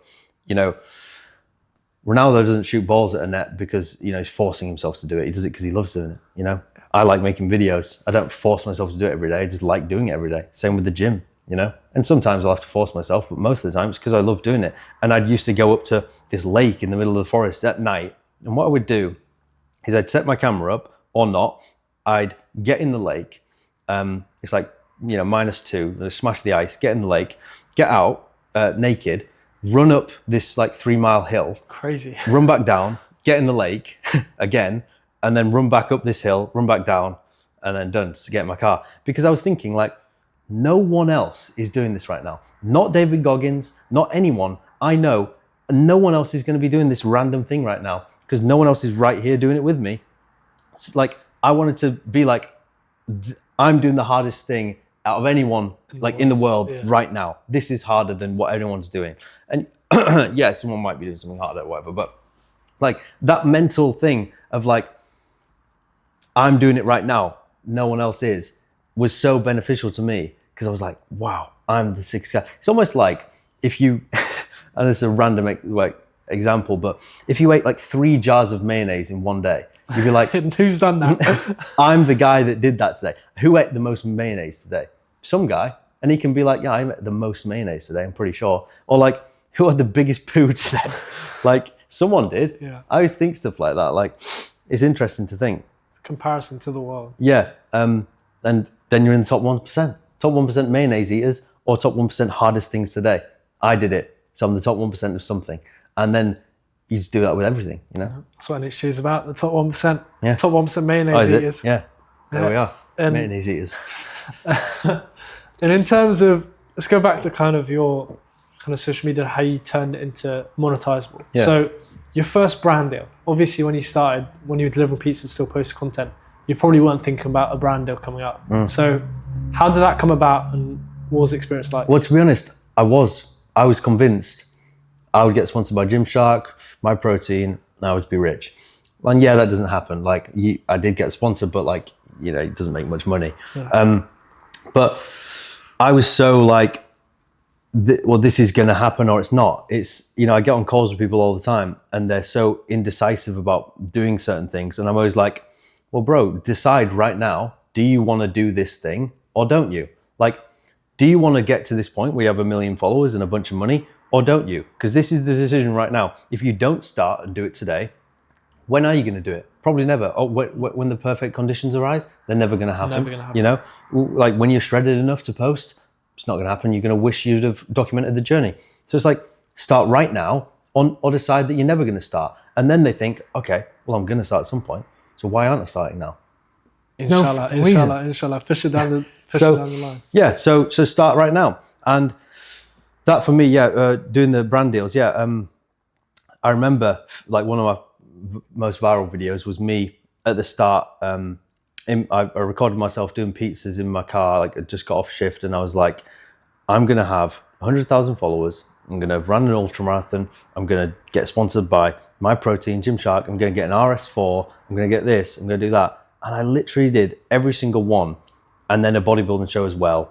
And all this stuff. And it's like, I don't know about manifestation or whatever. I didn't think it at the time, but I was just so sure that that was what I was going to do for that next period of my life. This is exactly what I did.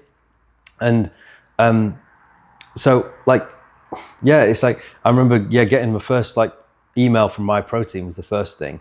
And I was like excited, but at the same time, like, yeah, of course this is going to happen. Yeah, it's going to come at some I'm point. that guy, you know? And but yeah, brand deals and things, unless you've really got so many followers, they don't really make much money. You know, I don't make much from brand deals and things now. That was your first entry into kind of that world. Yeah.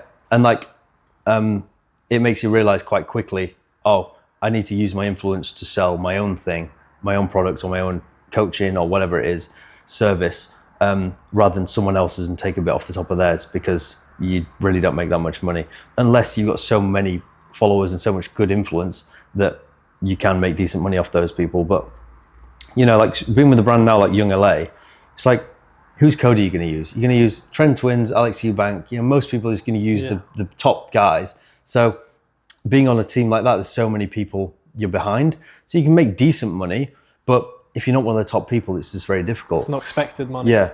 For me, like I was shocked, but I remember at the time it was, I don't know if I'm allowed to say how much it is. It's probably some contract thing, but not many people's going to see this. But it was like less than $1,000, like a month, to just be like on like, you know, as like a salary, and you get commission on top of that. And I was like, that literally is how much I'm making right now. Like it doubles my income instantly, replaces what I make. So I was like shocked and like, oh my God, this, like, I've monetized what I'm doing. But that was after a year of posting for nothing, like for free. Yeah, like it's exciting and stuff. Yeah. But like, you realize how much more money there is to be made, you know? It's a lot more. I make more than that like every day now. So it's like, yeah, we'll talk about that. Yeah. Yeah. And let's talk about the first, it was Scott VIP, wasn't it? So what made you actually want to start that kind of private thing and then move it out? So I first off started selling training programs just because that's what everyone did. And I bought people's training programs, you know? So I bought other people's and I was like, okay, you know, I have similar followers to them. They're obviously selling it for a reason. So I just, made a Shopify store, started digital products. I remember the first time I got one sale, I'd set it up like 2 days before. I'd gone to the shop, Nisa. I was getting my lunch and it was a girl that bought it actually. I saw it ding on my phone. I was like, 20 quid. I was like, that's just paid for my meal deal. Like, it's paid for food for the day. Like, just off a program that I made 3 days ago and I don't even have to do anything. PDF, Yeah. I was like, that's mad. And it just gave me that reassurance of like, okay, this works. I just need to get more people to buy it. So over that, I think that month I made 400 quid. The next month I made 900. Month after that I made like 4 grand. And then it was December. I made like another 4 grand. And then January made like 7 or 8 grand. And that's the time I got this, my protein sponsorship. And then, continue to do that. But then you realize, you can sell PDFs, digital products and things, but selling the same thing over and over again, like there's only so many people who can buy it. And if it's not like somewhat unique, there's not a whole big audience. They're just kind of buying a training program from me because they like me and want to look like me. Flatline at some point. So like that was about as much as I made, like 5 to 8K a month. And then you realize, okay, well, these people actually want help getting in shape. What's the best way of helping them is coaching. It's not giving them a PDF. Because people can get a PDF, but are they going to follow it? Like like a much lower percentage of people are going to follow it than if they have you holding them accountable every week and all this sort of stuff. So I was like, all those people that had bought the program and other people that were in my DMs, I was like, okay, let me like offer a coaching service to these people. So then, Scott VIP is what I call my fitness coaching. Started up doing that and selling like high ticket fitness coaching through Instagram and stuff. That was simple fitness coaching really. It was just, I think, helping people like who were in the same position as me 3 years ago, you know, fat younger kids who want to get into shape, or even just like skinny fat, or just want to lose fat and gain muscle. And I think the best niche to go at is specifically what you've done. And people love to say niche down, or especially at the beginning, people are like, oh, I want to help everyone. But you really want to help people that you're the most expert thing in, if you know what I mean. You can relate to them. Yeah, like I'd done that very specific transformation that a lot of people go through, but it's very specific to me, and I've probably done it the best of that specific thing. So if you're a skinny guy and you've got like jacked, you probably want David Lade to coach you, you know? If you're a guy that's used to be like pretty skinny, fat and chubby, and you want to lose that and gain muscle at the same time, I'm your guy, you know? So it's like learning to, target those people instead of be super broad and try and help everyone. You want to honestly like repel the people that don't want you or aren't in your specific target niche, because you try and help those people and you kind of dilute the ability you can help the people that actually want your thing, if you know what I mean. That's the argument. Like there's always the argument between low ticket and high ticket. Yeah. You know, low ticket, you get obviously loads of people on, but are they really wanting to change? Yeah. If it's like, I don't know, 10 a month or 30 a month, versus people that actually pay and actually they need to get their money's worth. Yeah. And it's like with especially fitness coaching, it's that nice thing in the middle, but when you're selling fitness coaching, you're not selling money, you know? If you're selling like trading, you teach them how to trade, they'll make their money back if they learn it. When you're selling fitness coaching, they have to actually believe that what they're getting is worth the money they're paying. So do they value a sick physique as much as they value $2,000? So you have to convince them that they do, or convince them why they should, or if they already know they should, then they're kind of bought in.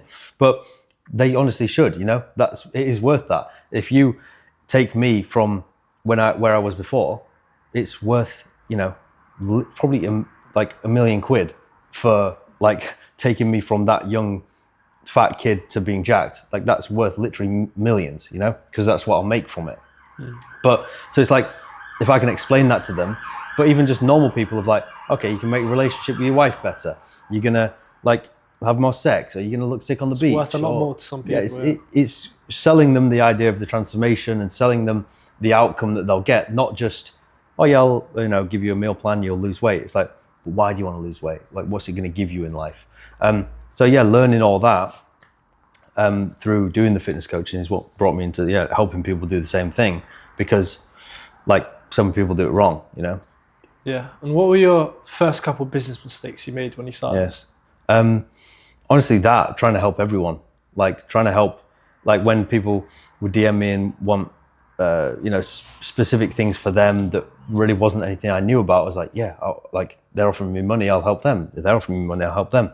But then you realize, yeah, when you try and help everyone, you end up helping no one because you're not too specific enough.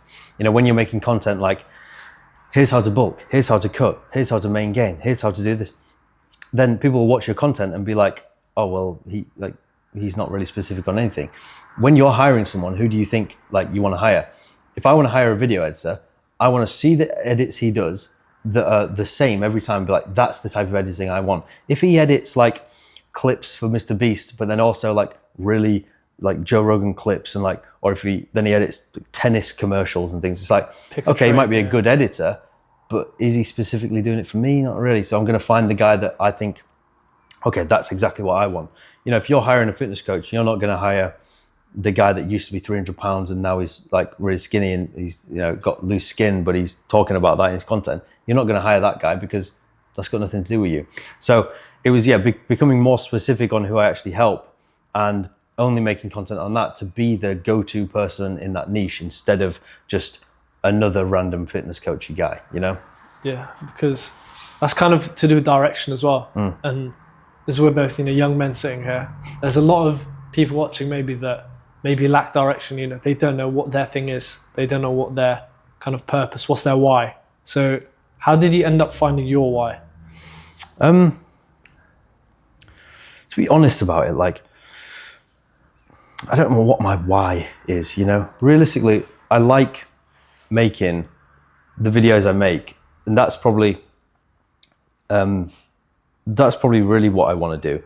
I like when people message me that are like, bro, I've been watching your content, you made me get into the gym and you made me like lock in and start doing stuff, start posting and this sort of thing.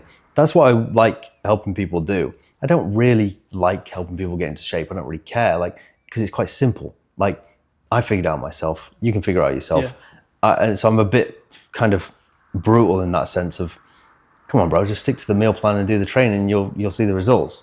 Whereas that's why I much prefer helping people do the content, because it's much like things they don't actually know. So you're actually helping them. Usually with fitness, it's things they do know, but they're just not doing. So it's kind of, you just have to motivate them. So I like motivating them, but if they just don't do it after you've motivated them, then it's just a ball ache, you know? Yeah. So like business mistakes though, really probably not investing in myself enough. I was scared to use the money I've made to reinvest it in myself and learning more. I think I've learned that now. But at the time I was like, I just got the money and wanted to, you know, didn't want to hire people to edit my videos or do it myself or do everything myself. When I figured out, okay, I can just hire people to do the sales, like, even though I think I can do it better, you know, you got to delegate, you know, you got to hire people to do other stuff, like run the systems for you in the back end so that you can actually focus on just doing the highest ROI thing, which is making the content. What you're good at. And then, exactly, making the content. And then helping the people do it. But there's also probably coaches that are better than me at helping people. So it's like, you honestly want to get people to help your clients as well. because they're probably more passionate about that specific thing. I'm, for some reason, passionate about, I just want to get more followers, you know? Yeah. Like, I don't even really care about money. For some reason, the only thing, like probably from some deep insecurity about something, I just wanted to get followers, you know? I just love getting a video that bangs views and a load of people are like, oh, this is so good, you know? Like, that's what I like doing. You know, as long as it's specific to me, I don't care if it gets a bunch of views from some random trashy viral something or other. But when I actually say something that's really about me and really relates to people, and I've like done it well and I've made a good video, I just love that. And then when you get a bunch of followers, it's great, it's the payoff. Like, for some reason, even though they're worth nothing, worth something, but they're not worth anything tangible, just that's your feels buzz. good, That's what gives you the buzz. Yeah, for some reason. Yeah. And in terms of daily routine as well, because now you can happily say you don't have to go to a 9 to 5, you don't have to clock in, you can just do whatever you want at your home. What does an average kind of day look like for you? Average day in my life. So I usually get up at probably 10 a.m. usually, like pretty late. I'm not very good at getting up early. Never have been. Side note, I was late to school every single day. Like, I would literally get up at same time, 9, 10 a.m., walk to school. And some days, well, obviously every day I'd go into class late, get detention, so it'd be a bit annoying. One of these days, I literally got up so late that I went and did my walk to school. And I was like, you know what, I'm just going to lay in this alleyway and pretend I've been knocked out and wait for someone to find me. So that then I don't have to go to school like now. And when someone finds me, they can ring the school and be like, oh, we found Will asleep in the alleyway. So then I would have an excuse. Stupid of me when I was like 16. But so anyway, day in the life now. I get up at 10 a.m. straight away. Really, I just get straight to, I'll just like not eat anything. I'll get a drink and then sit at my desk, check emails, try to reply to people that have messaged me, that sort of thing. And then that's kind of what I'll do for the first few hours of the day, like just work on random little things like replying to people, like emails and admin. Yeah, that sort of stuff. Now I'll try to start, post a few Snapchats, get them out, start engaging on social media and posting that sort of stuff. I'll usually have my first meal at midday, 12, say, something like that. Shower, get ready. Then I'll probably start making the videos I want to make for that day. So I don't force myself to really do anything. A lot of people have these morning routines where they're like, oh, you get up at this time, do this, blah, blah, blah, bang, bang, bang. Banana peel in the face. Yeah, I've never done any of that. And I've managed to get to where I'm at. But that's really because I'll spend that good amount of the day actually doing the work instead of doing all this other random trash that doesn't actually get you anything. So from 1 p.m. to say 7 p.m., I just make videos. I make course material and do calls with one-to-one people, that sort of stuff. Pardon me. Yeah, really all the stuff that. Sorry, I'm butchering this, aren't I? But so habit.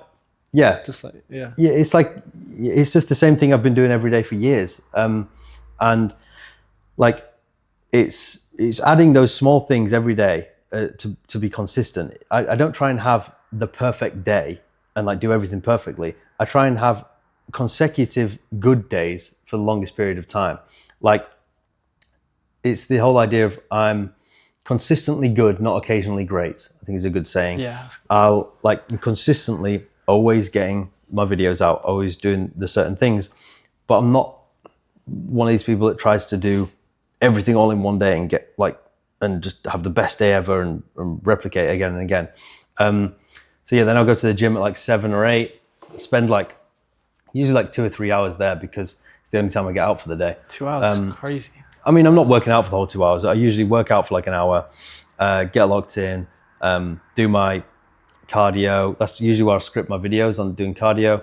So I'll do cardio until I've got a couple of decent videos I want to make. I'll go to my car, film them on top of my car, edit them, post them, go home, usually sit back down, do some more stuff edit stuff. And then even at that point, a lot of the time, I work definitely best at night. So then I'll get my camera, go out, just out here, film on this bench, try and do a few of those, go in there, edit them, schedule them for the next day, and then watch Game of Thrones for a couple of hours because I've not seen it, so no spoilers. And then go to bed usually like 3 or 4 a.m. And the whole thing of like getting up early, going to bed early, this thing, like, sure, it might be great for some people. It's never been good for me. I've always worked best at night. And I think that's some good advice is like, if you work best at night, work at night and then get up late. Like, if going to bed early is going to stop you from getting the work done, but get up early, what's the point? If like, I don't get up early and do a bunch of work. I get up early and mope about because I'm tired. So I may as well do it at night when I'm not tired, in my opinion. And I'm sleeping for the same amount of time. It doesn't matter if I get up at 5 a.m. or 8 hours or 7 hours. Yeah, I saw this good reel from someone. It was like quite funny. He was like, I saw this video from someone who talked about getting up at 5 a.m. So I thought, yeah, you know what? I'll try getting up at 5 a.m. Tried it, but then I saw The Rock gets up at 4 a.m. So I was like, okay, I want to be like The Rock. Let me get up at 4 a.m. Ashton Hall gets up at 3. Yeah, then it's like Ashton Hall gets up at 3 a.m. So all right, sweet, he's doing that. Then I saw this chick, it's personal brand launch. She's getting up at 2 a.m. on the treadmill doing work. Okay, I'm going to get up at 1 a.m. Then I thought, how far can I take this? You know, I'm going to get up at 11 a.m. the previous day. And it's like, it just opens your eyes of like, oh yeah, it doesn't really fucking matter when you get up or go to bed. Like circadian rhythm, maybe all that sort of stuff. Maybe I'll have more energy. I'm pretty energized, you know, especially Test helps with that, you know. Like I used to get terrible sleep. I used to have this trashy, horrible mattress, but now on Test, I have a better bed and wake up pretty freaking cool every day. Yeah, that's the problem though that some people have, because you can wake up whenever. You don't have anyone kind of like knocking on the door saying where I. The problem with, let's say, for example, me or like an average guy is you got work to check in the next day. You got lectures to clock in. So it's about kind of finding what works for you. What are these like people even doing at work? Like I've had a job, you know. You go and you try to spend as much time on your phone as you possibly can without the frigging boss noticing you, you know? Like, that's what I did anyway, you know? That's why I tell people, get the easiest job for the most amount of money. That's why I deliver pizzas, because I could do it at 5 till 10 at night. I could do my videos while I was doing it in between orders, and I could like just sit there, listen to podcasts, very easy, and you get like £10 an hour. Okay, or you can spend all your time on the floor of a shoe shop, like trying to sell shoes and not being able to go on your phone, stood up all day for the same amount of money. And it's like, if you know, both of those things are not jobs that you're going to do forever. So it's like vehicles. Yeah, that is to get money. Like realistically, you're just trading your time for money, and then you should be spending your entire rest of your day doing whatever it is, building the actual life you want to live. Like my routine then is probably more interesting. Of like, you know, I would get up at like same sort of time, maybe 9 a.m. I would work all day doing graphic design for this company I was doing. I would make magazines. In the middle of that, you know, I'd also be making videos and posting. Then I'd do my 5 till 10 of delivering pizzas. I would go to the gym at 3 p.m., do my workout. 5 till 10 or 11 doing pizzas, making videos. Then I would leave the pizzas, shirt off. I'd run up this hill, run 5 miles this way, record a video on the way, 5 miles back, record a video there, get in my car, edit them, go home, like post, do all that sort of stuff. And that was kind of the routine then. But it's not the craziest routine or ever, but it's consistently doing that every day for months. And like making sure you're just getting, you know, don't try and force yourself to do 10 videos and, you know, 100 miles a day or what, like all this stuff. Just try and do them all good and consistently over time, you're actually going to get results. Yeah. It's a battle, because if you stop at, you know, 10% of the way, that's it. Yeah. And then you've got to report back to the people. What happened, William? You know, you're posting all this content. What happened? Yeah, I know. That's the worst thing as well. It's like, and I see it all the time. You know, guys will get some success, like some of my friends as well, try and get them all into it. They'll get some success. And I'm like, how have you not seen that I've done it? And not be like, oh my God, it's possible. Anyone could do it. Yeah. It's like, I'm literally your mate. You know, I'm not some guy on social media. You can literally see me doing it. You could be doing it at the same time, building the exact same thing. I've not got lucky. I've not got any like help for anyone. I just did it, you know? So it's like, how are you seeing that and not doing it for yourself? But some people do, and they'll start and do it for a few months, and then, but I have to go to work and do this. Like, I had 2 jobs when I was doing it, and I was hitting the gym, and I had a better physique than you. I was fitter than you. I was posting more than you. I was doing more jobs than you. It's like I was doing all the things harder than you. I had no excuses, you know. That's the thing with humans. Like, I'm not saying, you know, we're not saying this as if we're perfect. Obviously, we all have our flaws, but I think God sent literally prophets to people that did miracles in front of you, and they still, you know, they still turn back. Like, you could help, you know, some people, they can't be saved. No. Like, I've realised this myself, you know. I'm not perfect. I'm just getting started, but let's say my siblings, for example, I tell them, they're younger than me, like, school isn't in the way, you know, find something you're actually good at, you know, and try and make a thing out of it. But they see it in front of them. They still, you know, don't want to do it. I know. And it's like, what did you just say there? Can't remember. I was going to say something about that. Like, Can't be saved. yeah, exactly. Like, some people, I think a good piece of advice, one of my dad's like really older, like granddaddy type friends told me one time, it's like, yeah, you can't help people who don't want to be helped, you know? And it's like, you can tell everyone exactly how to do something, and they might even say they want to do it, but if they don't truly believe in themselves that they can do it or they want to do it, they're not going to do it. You know, you can't change, that was it. You can't change people. Yeah. You can't change people who want to be changed. And it's as simple as that, of you have to want to change. You have to be in a worse enough situation to want to get yourself out. And that's kind of the hard thing, is like, I don't want my kids to have to go through horrible things, but I know that that's what's actually going to get them to want to get out of it. Character building. Yeah. So it's like this idea of like rich kids growing up, you know, they either will get super rich and stay rich and live the legacy, or they turn into like drug addicts because they go the complete opposite way. I think, you know, I'm glad that my life was, it wasn't the hardest thing in the world, but it wasn't easy. It was the most average, you know. My parents split up, lived in a tiny house, you know, moved to a council house, didn't do well in school, all this sort of stuff. And then, you know, but the decisions I made got me to the point of where I was at a way worse place, you know. One of the things as well that probably like a big story part of my life was like crashing my car, like nearly died. And because I was being this like chav, going to car parks and like hanging about, playing music, doing bad stuff, substances. And then like getting in trouble a bit. And I started seeing this girl, and I was going like far out the way to do it every day. And I wouldn't get up for my job in the morning, all this sort of stuff. And I was doing that, and I was coming back really late at night, and it happened 3 times in a row where I would like be half falling asleep like while I was driving. And then the third day, like I'd been going to see this girl all the time. Third day, fall asleep, genuinely heading towards this tree, swerve, and I do this spin on the road, and I just roll down this hill. Like I rolled my car like 3 or 4 times, like ended up on my side. I remember, like, it's funny when you're driving a car, you actually just think you're like on rails, you're on the road. Like you think it's all sweet until you've been in like a crash like that. You're like, oh my God. Like you're just in basically a go-kart that you can just turn off the road at any point. It's so easy to just slip off. And I did that, and I remember like I spun, and then I was like holding my head, and I was like, oh, this is it. Like this whole thing, roll down this hill.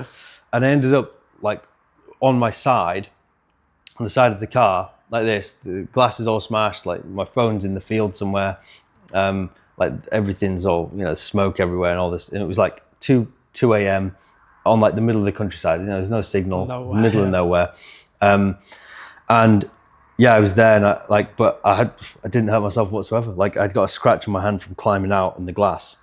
And I remember I had a black box in my car. So the police showed up like an hour later, because I mean, there was nowhere to walk. It was like 10 miles to the nearest village.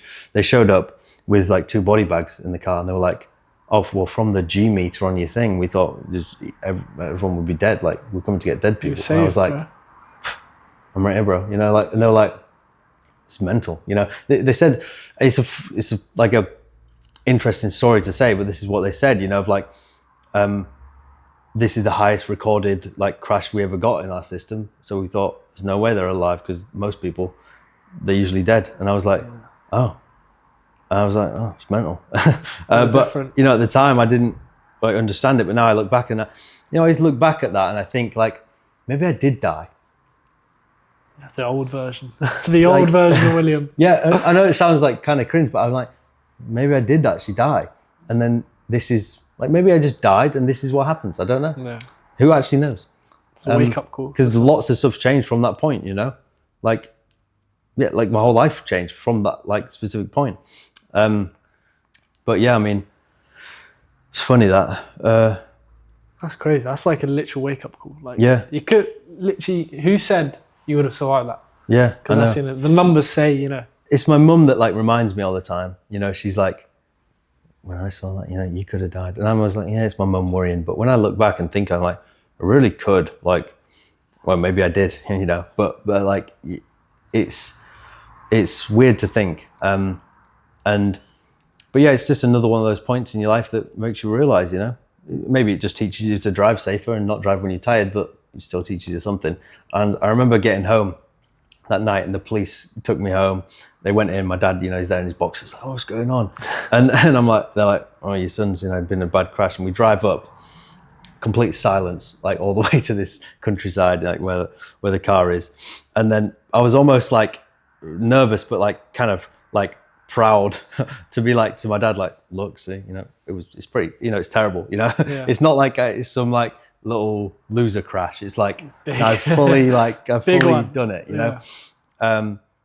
And yeah, like, but yeah, I don't know. That was just a random side story. I can't remember what you asked. That answers it great. And in terms of the future as well, because maybe you think you're old or 25. A lot of people still do the online thing for many, many years. What do, let's say, the next 5 years look like for you? Yeah, to be fair, I need to travel more. I want to travel because so many people, especially like this one-to-one client I have, like he's quite far down the road in this as well. He's just getting his content, but he's doing really successful like e-com business and stuff. And it's funny, I was saying to him yesterday, like, whilst I've been doing calls with you, you've been like 4 different countries. I've been sat at this exact same desk. Yorkshire, yeah. And I was like, I need to do that because you realize life's really long, but it's also short in the fact that of little periods you can do things. Like I look back on years of my life and be like, oh, that was the golden days. I was sick, and then there's another one that's like, oh, that was really good as well. And it's like, if I don't go and travel and things right now, I'll never be in my 20s with a bunch of money traveling the world because I'll have a kid and like a house I have to take care of and like a dog and all this sort of stuff. So it's like making sure that you actually do the things that you want to do instead of putting them off for too long. So yeah, I want to travel.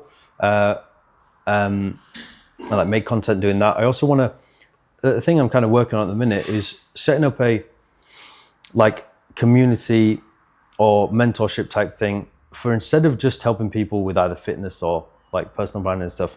It's like, I want to use what I've learned from going from my 20 to 25 and create a whole system or like all the information, all the lessons I've learned as like a community to just help people live that 20 to 25 part of their life to just completely, become unrecognizable, take them from wherever they're at to wherever they want to be in that 5-year period. It's like a bang, like course of like fitness, self-improvement, Life mindset package. Stuff like personal branding, how to create businesses, all this sort of stuff, all in one place. So that's kind of the next thing I want to build and start selling, because I think that's the type of content I make is what attracts the type of people that want that. Not all specific to fitness or personal branding. A lot of it's just mindset stuff. So having an offer where I actually teach that stuff instead of just the short form videos, Complete package. Yeah. And in terms of kind of life outside social media as well, what does that look like for you? Are you looking to kind of be more outside, like you said, travel more, live life more? Or? Yeah, exactly. Like I never used to like traveling. I used to just think like, oh, go on holiday, I can't be arsed. Like, oh, I don't like holidays. But now I'm like, I see the value in it, and I see that even if it's not one thing I want to do now, it's something I want to look back on and have done. If I'm like 80, I'm going to want to think back and be like, oh yeah, I traveled a bunch. Because apparently the biggest regret 80-year-olds have is like not traveling more when they were young, not seeing the world. The whole planet. Yeah. So I'm like, I want to make sure I do that and trying to learn from other people's mistakes. I think that's the biggest lesson you can do is like, if you always learn from your own mistakes, you're going to have to make every mistake that's ever made. If you actually listen to people, especially that's something you can learn from old people and your parents, is all the mistakes they've made along the way. And that's what I listened to my dad a lot about. Like he would say, I've done this stuff, don't do it. I know I'm right. And it's all come 99% true. It's like, I do, but maybe that's just my dad, not everyone's parents, but listening to my dad for things like that was very helpful because it stops me from having to learn the lesson the hard way. I could actually just learn it from him and be like, okay, I trust in him. He's been through that it. He knows, and I see it more and more as I do get older of like, I'm just going to turn into him. You really do turn into your parents, or you become the complete opposite, but I can see the path I'm going down and I relate, like, when you're younger, they're like your dad, but now it just seems like he's just a guy that's basically a replicate of me, but 25 years ahead. So you can learn so much from that. I want to travel. I'll probably have a kid because I want to start preaching. Like, people aren't having kids young enough, People need to start having kids. I need to get settled down, work, get a house. Yeah, but mortgage. they don't. People are waiting until like they're 30 or 40 to have kids, and I'm like, people say they can't afford it and stuff. I'm like, well, I can afford it, so why aren't I having them? Like, I want to have like 3, little army. Get them out, start actually repopulating England, especially, and then, like, so I want to do that because I think so many people are scared of it. They've been like, another kind of thing people talk about, the whole abortion thing. It's like, that's why like birth rates and everything's going down so much is because everyone just aborts their kids and no one has a kid anymore. It's like, it's not going to end your life if you have a kid when you're younger. And you already have all the excuses in the world. What's another kid? You already have the excuses of not wanting to be judged by everyone. You're not going to start the business anyway. You're not going to start the business either way if you had a kid or not. So have the kid and lock in more. I don't know. I want to have a kid probably in like a year or 2 because I need to get this travel thing done, do the traveling, have a kid, but then, try and live my life as best as possible and do all the things that I want to do and more with the kid as well. So I'm not hindering from the rest of my life. I don't want to be a thing of like, oh, it's holding me down, or it's holding me back from doing the things I want to do. So and to just have that as like another flex, like I feel like that's kind of a flex thing of like, I have a kid and I'm young and I've done all these things and like still don't use it as an excuse. Get them done, Father has. It's kind of just proving that like all these people are wrong. When I make videos and they're like, "Well, I can't be out running at 2 a.m. I have a kid." I'm like, "Yeah, so do I," or like, I can't spend all the time in business. I have a job, All right, or I have a wife and kids and a job and all this. Like, all right, I have a wife and kids and I work all day as well and I do this and it's like just to prove that it's all possible. All the excuses you're giving me are just nonsense, You're doing it for the love of the game. Yeah. just to have that title. I've got a kid as well. Why are you still broke? Yeah. And now let's do a kind of Q&A section. Mm-hmm. I like to do kind of rapid fire Q&A. Go on then. So, got to be sharp. So, would you rather have motivation or discipline? I mean, I hear people say, like, oh, discipline over motivation. I've probably said it before. But like, really, what's the difference, Like, motivation, I guess, is fueled by something like unsustainable or that runs out. Discipline is like you build it over time and you do things you don't want to do anyway. I guess motivation is doing things when you want to do it. Discipline is doing things no matter how you feel. I guess you need both, like realistically, because if you are just disciplined and you try and do everything every day just because you're supposed to and you feel like you have to and you force yourself to do it, it really isn't going to be sustainable for a long term. So you almost need the motivation, or as I would call it, like just you want to have fun doing it. It needs to be fun maxing. You need to want to do what you're doing to be disciplined at it, I think. I guess the discipline will make you learn to love the thing. But to be quick for you, I guess, discipline, better than motivation, but I think you need both. Did you copy one of my videos by any chance? Why? No? My discipline fun maxing video. Said? Oh, I made that. What? No, I made it. And the next one is, would you rather be rich and tied down or flat broken free? Broken free. Yeah. I'd rather be homeless, than if you're going to say, I'd literally rather be homeless with no money than work a 9 to 5 making $2 million a year. Like, because if you have another guy telling you when you can go and shit and eat food and like get up in the morning, like that's just gay. So Yeah. And would you rather have a stable job or a business that hasn't taken off yet but might will? Well, business hasn't taken off yet. I mean, both, I guess. Like, yeah. I think, you know, you can have a job and be building a business that hasn't taken off yet. Like, you don't need either or, but it's definitely more fun, like, to be in that grind of like, you know, the best period of my life was doing the pizzas and grinding, doing the thing. I always think like, oh, I'd be psyched to go back to delivering pizzas. It was well fun, you know? Yeah. It was just fun to be in the mode of doing it. Yeah, business hasn't taken off yet, I guess. And there's a controversial one. Would you say that, well, not controversial, but anyone watching, any of the softies might find it controversial, but would you say men are weaker today? Than when? Than, I don't know, 40 or so years ago. 40 years ago. Well, yeah, they're weaker today than they were 40 years ago, but probably not weaker than some point in history, you know? I think that whole idea of it comes in waves of like, Joe Rogan says it, hard times create strong men create easy times create weak men create hard times. Like, I think right now we're going through the period of strong men created easy times, and now the easy times have created weak men, and now the weak men's creating hard times, you know? That's what's happening. Weak men have created these hard times now, and then that's going to build strong men. And it's like, you see it in the media of even the politics type thing of like the pendulum swinging of like, you know, even 2 years ago, everything was like blue hair, flags everywhere, Very you know, left, all this sort of stuff. Then Andrew Tate came along, you know, and those sorts of people, Trump got in power, swings back, and then it'll go too far this way. But you kind of need those extremes on each side for everyone to sit somewhere kind of in the middle. Because if there's only the blue hair stuff on this side and there's no Andrew Tate, then the middle is right over here. But if there's an Andrew Tate, then the middle is actually in the middle, you know? So you need the extremes on both sides for it to, you know, most people to sit somewhere in the middle.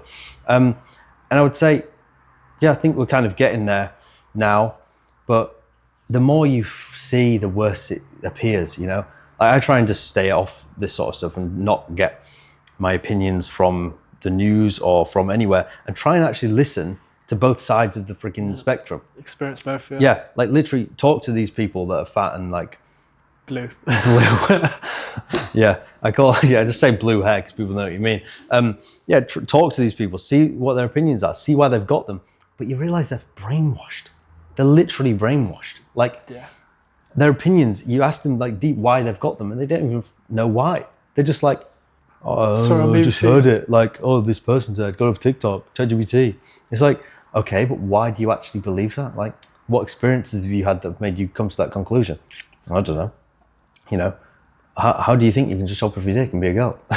Yeah. This guy with a degree said it. Yeah. This guy with a fake degree, piece of paper. It's like, it can happen. Yeah, it's like, I don't mind some of those people that are like, oh yeah, well, I just feel like I'm like this, you know. Obviously, I'm not an actual girl, but you know, I am who I am. Fine, be whoever you want to be.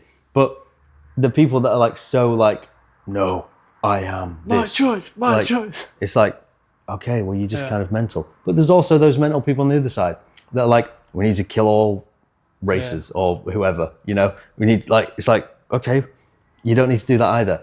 You want to be somewhere in the middle. Exactly. But none of us are perfect, I guess. A very wise man said you need 2 wings to fly. What's that mean? You need 2 sides. 2 wings to fly. Yeah. I thought 2 weeks. Yeah. So it's like. Exactly, yeah. You know, you have one and you just crash and burn. So, like, I think, yeah, if you can just like try and listen to both opinions and be kind of an open book and like have more of an open mind and try and understand where everyone's coming from. You know, the people that just listen to right-wing podcasts all the time, yeah, they're going to be super like kind of nutty that. You know, the ones that listen to the other side are going to be as well. If you listen to both, yeah, you're going to align with one more, but you kind of, you understand why both think what they do, you know? Yeah, to try my best as well to like see both, because obviously a couple of years ago, you know, we're talking COVID time, I was believe it or not, I wanted Biden to win. Did you? I don't even know what, I just followed the crowd. I was just like, I was trying to fit in or whatever insecurity I had. But then now I'm leaning more towards the other side because I actually spoke to both people and I realized, one of them, if they don't agree with your opinion, they try and put you down. The other one respects the actual opinion. Yeah, and it's also this, like, any successful person you talk to has anything about them. They're all based. Yeah, exactly. They're all based. So it's like, what does that say? And who do I want to be? I don't want to be complaining all the time and fat. So Soy boy, yeah. Yeah, like, I want to be here, so this is probably who I should listen to. It goes back to that advice we were given earlier. So it's like, yeah. And now, though, like, we wouldn't even be able to say this 2 years ago, especially if we were like super big influence people. Mate. You can't say it. And it's like, that's mental, You should have the ability to say things, but especially in the UK, freedom of speech. It's gone. Like, you definitely can't do that. Mate. Like, I saw a clip of a guy, I don't even know what it's about, like, he's at a football match and he says, like, Yid Army or something. Oh, I know what you're talking about, yeah. And they arrest the guy next to him. They literally arrest him right there and then. Hey. And I'm like... Inciting hate. Yeah. What is that about? Like, how are the police officers not like, oh, this is insane, Yeah. But they're all, like, I don't get it. They don't even get paid very much. Like, why do they care so much? Yeah. They're all following, again, back to the 9 to 5 whole thing. They're following orders. Yeah. If they don't do it, you're unemployed. Yeah. Bang. And in terms of life philosophy as well, would you rather kind of, what's the word? How do you say it? In terms of comfort and greatness, right? Obviously, you have to struggle, but how long would you struggle for? If you see what I'm trying to ask. Yeah, I mean, like the whole thing of, like, forever. The answer is, like, you're only going to get the thing you want through the struggle of doing it forever or until it works. You can't. There's no timeline on it. You're not going to, like, reach a point where you're like, okay, struggle enough, it didn't work, I'll just be comfortable now. It's like, but you're not going to be comfortable because you have that mindset in your head of wanting to achieve. I talked about this, like, is it better to be disciplined and happy and content with your life, or miserable, but everything you've ever fucking wanted? And it's like, my brother is in that first category of, like, I think he doesn't really even want the things I have. He doesn't really care too much. He works his job, leaves, and he goes and plays golf, and he goes and has a nice walk on the beach with his girlfriend. He's happy, But I don't have that mindset in my head. Yeah. Like, I can't do that because when I'm doing that, I think, oh, I need to be working. I'm missing out. I need to be filming. Like, I need to be doing this. I need to be doing that.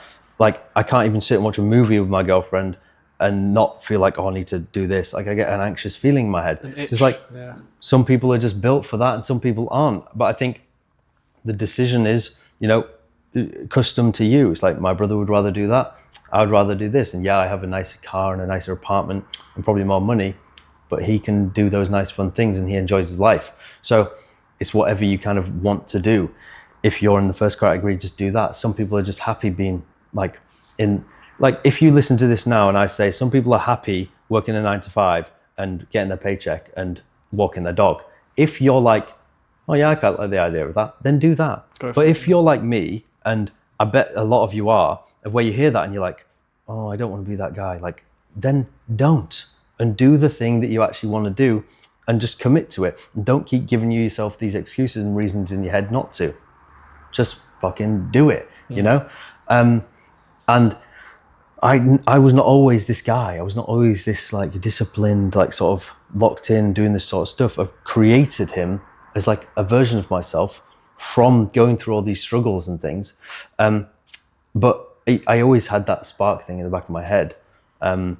So yeah, it's like, I don't know, maybe like, it's a blessing and a curse at the same time. It's like, I do feel it a lot of, I'm sat there working and stuff and I'm like, what am I actually doing this for? Because, like, even say I get money comes in, I'm like, don't really care, I just want more. I just want more. And you're like, why do I want more though?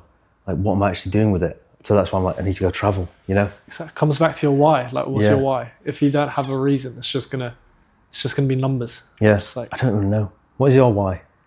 Mine is to change the way the internet is. Because I feel like with podcasts, there's a lot of kind of degenerate ones out there, and social media, a lot of people just doing, like, silly stuff and getting kind of, not clout, but like making a living out of being an idiot. I want to do the opposite. I want to speak to people like yourself, the top 1%, the real winners, and teach others that may not have the opportunity to speak to you. They see it. Yeah, no, I get that because but I kind of fight. I like that because I used to listen to podcasts and be like, I wish I could interview them because I want to ask them questions that Joe Rogan's not going to ask them because he's rich as well, so he's not going to have the questions I have. But people that aren't like in that situation and I come from kind of normal that can ask you questions that normal people want to know. Kind of going to do well. I'm a normal kid from London, but I'm nothing the special. issue is when it becomes successful, you're no longer normal. So then you're asking successful person questions. I'll get restricted by the mods. Yeah. And 2 more questions to kind of end the Q&A is, the first one would be, would you say that influencing or being an online kind of figure is saturated? Saturated? No, not all. Like, people ask me this about like, oh, what are you going to do when Instagram goes away? It's like, what are you going to do? Because you spend all your time scrolling. So like, you're going to be worse off than me, you know? So it's like, saturated in terms of like every single person on the entire planet has a unique, what's that word? Sonder. The fact that every human being is living a life as deep and complex as yours individually all around you, you know? But we just see them face-to-face value and I can just take what you've given me and that's you to me, but you've had this entire life experience that I haven't gone through. It's like that can all be put into content that builds you an audience of people that like you specifically just for you. And there's going to be people similar, but twins could make separate things, you know? So it's like, even though they've gone through the exact same thing. So things can be saturated, but like, every single person is unique. And how many people do you follow? A couple thousand? Like, so there's not one person you follow thousands. So it's like, there's people out there that have hundreds of thousands of followers, probably from the exact same sort of people. So like, yeah, I think pretty much everyone can, barely anyone will. I think the fact that we're in it and around it makes us think that it's more saturated than it is. Like I talk to my friends, I'm like, oh, I think everyone's doing this coaching thing or everyone's doing this now. I'm like, and they're like, oh, I've never seen it before. Exactly, it's like, because it's just on your algorithm, you think everyone's doing it. So it's just another excuse people use, you know? Oh, it's saturated. Everyone's doing it, yeah. If everyone's doing it, get on it as well then and start doing it. And then you'll be aligned, ready for the next thing that comes about that everyone starts doing, you know? You want to be just first to the party, you know? Speed, yeah. That's the thing I realized as well with whole content, because I think everyone's doing content now. I think everyone's doing, not a podcast, but like social media. But realistically, if you were to walk down that street there and you walk past 20 people or 30 people, how many of them are doing what you do or something similar? Yeah, and it gives me a good thing as well of like, guys that come up to me in the gym, ask me about content, never see any of their videos. Like they never actually end up doing anything. I'm the only person in my gym or in this entire town that does anything that like that. I've been to these events, not one of them is from anywhere near here. Like, so you are very 1% in that aspect. Or I am here anyway. So it's like, I guess like think about that yourselves. How many people do you know from your town doing that? Even if it's like 20 out of like 200,000 is nothing, you know?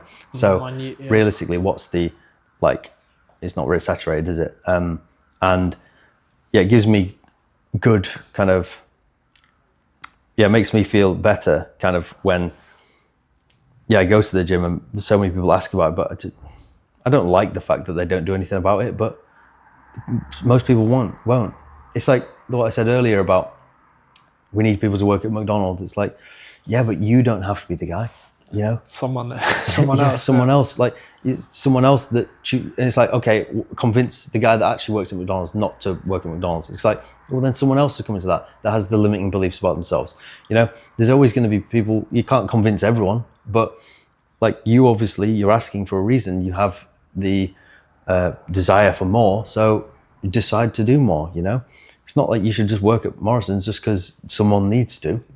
It's like, if you believe that, then you be the guy, you know, to work at Morrison's. Natural selection, and there's a saying that kind of nature's smarter than people think. Definitely. You know, like, some people are made. All those aborted children, the parents are always making a bad decision, so it's probably bad decision makers, you know. Exactly, it happens for a reason. And in terms of kind of the finishing question, because everyone's obviously, watching this, hello guys, and they all want, something to take out of this, obviously on top of the stuff we're talking about. So if there was anyone watching, kind of our age, look to start to get into what you're kind of doing, look to become successful, what would be the one bit of advice you'd love to give them? I mean, stop caring what everyone thinks, is the main thing. Don't care what anyone thinks of you. Ignore the opinions of others, especially if it's for things like social media and starting posting things. Just start and don't see the end goal and try and do the massive end goal thing. Take each day as it comes, and just do the one thing that moves the needle every single day, and do so much of it that what's Alex Hormozy say? Do so much volume that it would be impossible to lose, or whatever. That's the best advice from someone like him. I think if I could say anything unique, it would be mostly that just ignore what people say or think, and don't care, because they have different experiences to you, and everyone's going to have different opinions. We have probably similar opinions, but you're going to have different ones to me about things, and that's okay. We can disagree on things, but not being so this person disagrees with me. Cancel him. I don't like it or whatever. But the main thing is, if you're not already, get into the gym. If you want to start posting, just actually start. Don't overthink your first video, and just post whatever it is. Get one done today. Get off this podcast, just do one today. Go to the gym today. They're the things that are going to be highest ROI on your life, and just change it if you're not already doing them.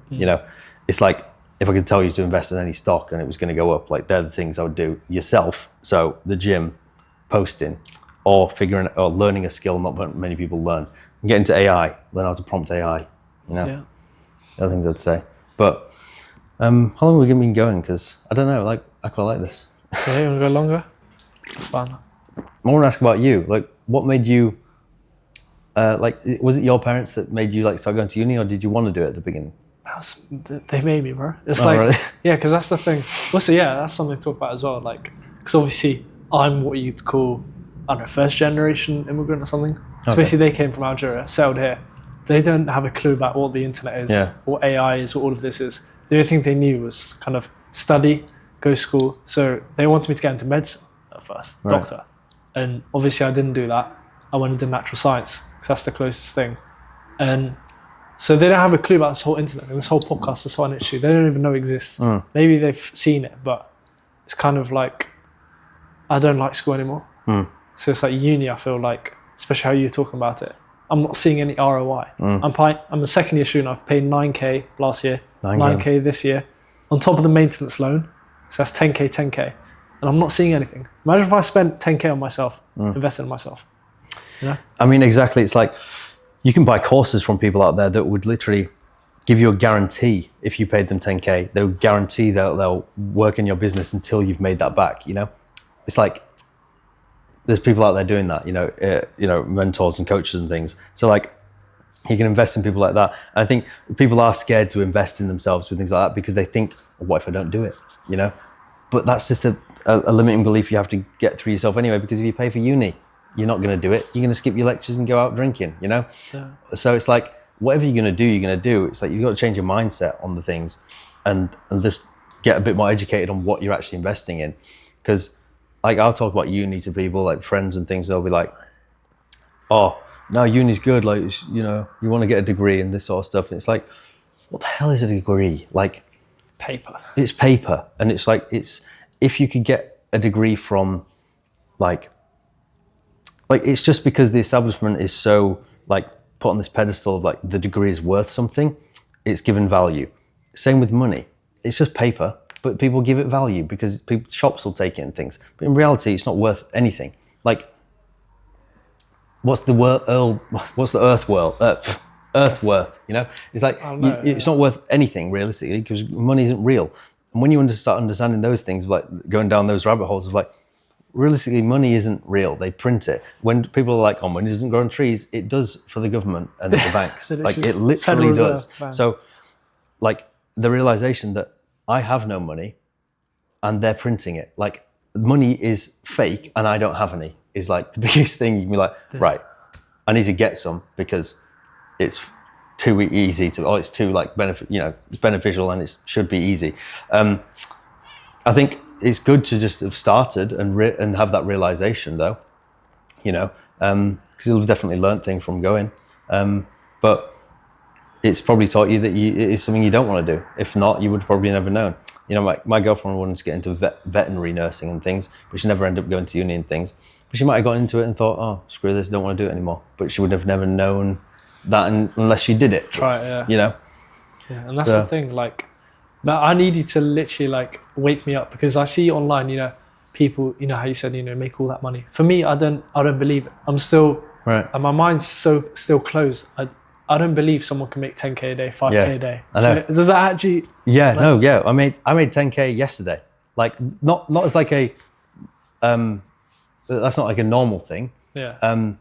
Most days like 1 to 2k, but like, yeah, like it's the work you've put in for the like all the years, and I'm realizing this right now. Like I'm making more this month than I did last month, probably because of all the work I did last month. I did more because I wasn't making very much. You know what I mean? So I wasn't making very much last month, so I did more work. But then that's paying off this month in more money at the start. Yeah. And then it makes you complacent, and then you'll make less next month. So you've kind of got to have that discipline of doing all, like consistently doing more and consistently doing enough. But like to get in your head of like, you just have to break it down into steps and numbers. Like right now you have you earned anything off social media at all? Zero. So I've got 3 Nando's meal. But some guy on uni messaged me. He was like, "Oh, if you put my company on your story, I'll get you 3 Nando's meal." All right. Yeah, I've made it. There you go. But like for you, for doing this podcast and things, I mean, you just need attention, So the main thing you need to be getting, is attention. How do you do that? You either entertain people or give them some kind of value. So either knowledge, entertainment, or motivation. Usually that helps. I mostly motivate people and give them knowledge. I'm not very entertaining. It's not very funny. If you can do all 3, great, perfect. You can get loads of attention. But that's what you need for a podcast, because then you need to get sponsors, because sponsors just want attention and influence. So, but I know people who offer me brand deals with smaller YouTube channels and things than you, for like, a couple £100 here and there and here and there. For something like what you're doing, like it's hard to say, but you could make money really quickly. Like I could get you to like create an offer and make some money and sell it really well, but not very sustainable or very long term, because you wouldn't want to do it for very long. What you want to do, it seems, is make podcasts and make that successful, which is going to be much longer term, but the money's going to become consistently more and more like after that, because you're going to actually want to do it. You know what I mean? Yeah. So there's so many times, like a gambling sponsorship came to me the other week and said, we'll pay 25k a month to post 4 stories a month. And I was like, bruh, like I wish I could do that. But realistically, I'm going to post about gambling, make 25k, probably a few months, then be like, well, actually, I don't even gamble, don't like gambling. This is kind of brain rot. Like, it's just for the money. I don't like influencing people to do that. And you're going to get seen differently and less people are going to like you. Yeah. So it's like, be true to who you are, do what you want to do, and the money will come. I guess it's hard to, open people's eyes because they haven't literally seen it. But you kind of have to go through it of like, not until that long ago, I was not making that. And like, it was not even a year ago where, I'd never done that. But when you actually figure it out and sell that first thing, like people will pay a lot for for information that you've got. So if even you can just learn something that most people haven't learned and then sell that as a service, product or offer, then that's valuable to people, It's just taking a skill that most people don't have or want to learn and then selling that, And I think if you can even get good at podcasting, grow a podcast to 100k followers or whatever, even then, say the podcast doesn't make you much, probably will at that point, but then you can sell a course on how you've done that exact thing, take all the failures you've learned, struggles, and sell someone on that. And if they can see that would make them their money back, they would pay you, 2 to 10k or whatever for it. So yeah, it is hard though, because I didn't believe it was possible. You know, I still don't for a lot of people. I'm like, no, there's no way to make $1 million a month. That's like, that's the next 30K level, a day. How are they doing that? You know, but I believe it now because I've gone from 0 to 100 quid a day. I used to think if I make 100 quid a day, I'll be sweet, mate. 100 quid a day. I'm living. Sweet. I'm like, living. Yeah. Up until not so long ago, that was my like goal, 100 quid a day. And then it was like, okay, let me make 500 quid a day. Oh no, 333 quid a day, because that's 10K a month. Yeah. I was like, 333 quid a day, sick. But then quickly it went from 100 quid to $1,000 every day. So I was like, okay, that's my now set point. I need to make $1,000 every day. So yeah, boom, I'll make sure I do that. And then just have that as your baseline. And like, yeah, for you, it's difficult to think because you're like, it's not something I've like done before or gone through, but it's the same with everything else. You know, people are successful at it for a reason. I think Chris Williamson probably posted 500 podcasts before he really got any money or any success from it. But it's consistently doing it, you know? And yeah, like, yeah. Because like let's talk about the whole gambling thing as well, how you offered that. Like, I could have chosen the easy route, you know. I could have got on all these kind of degenerates people, whatever, on my podcast, gained lots of views, whatever, but that doesn't sit with me. Eventually I'm going to stop because I'm going to come to a realization that, you know, that's not the route I'm in, that's not the route NH2. And was that thing with you, you know, did you ever have the struggle of kind of staying to your values versus earning a big paycheck? Yeah, definitely with that gambling thing of like, it was a small thing, but I instantly knew I wasn't going to do it because like, I don't believe it's good. It's like that 25K, they can only pay me that because of what the people I'm influencing will lose on the gambling they'll do. Otherwise, they wouldn't be able to pay me it. You know, gambling companies make money off them losing. People's misery, Yeah, like literally, if you don't lose, then I can't get paid. So you have to do it to lose for me to get that money. So it's like, you're just giving me money for no value. Whereas I could extract that money from you by actually giving you something that's going to make it back, like value, information, or fitness advice, or that sort of thing. So if I can do that to get the money, we both win. Whereas in this situation, I just get the money, the gambling company gets the money, and you don't win whatsoever, you know? So it's like, I guess it's easy for me to say now because I already make enough for that not to be too crazy of a thing. But before, I probably would have done that if I had 100K followers and like wasn't really making much. I'd be like, post 4 stories, no one's really going to notice. I'm only getting 10K views on a story, so I'll just, you know, who cares? Yeah. But now, I wouldn't do it, you know? So it's like, yeah, sticking to your values of things. It's like, I think my hardest thing is like not saying the things I want to say because you're almost scared more. Like that's probably the thing that's held me back is, yeah, not being able to say things you want to say. But yeah, nothing too much that's gone against, yeah, my values because it's easy. It's easy to just like not do it. It's like you can tell yourself, it's like, oh, but you know, give yourself the reasons why, like, oh, but I'll get this money or I'll do this. But it's like, yeah, but if you value your values and what you want to do, then it's an easy choice, isn't it? You know, realistically, if you can go against your values so easily, then they're not really true, you know? Yeah, exactly. So I think, yeah, for you, it's like, what are you doing this for? You just want money, or you want freedom, or you want success, or you want status, or? I don't know, probably a bit of everything, yeah. Because all of them tie to each other, you know.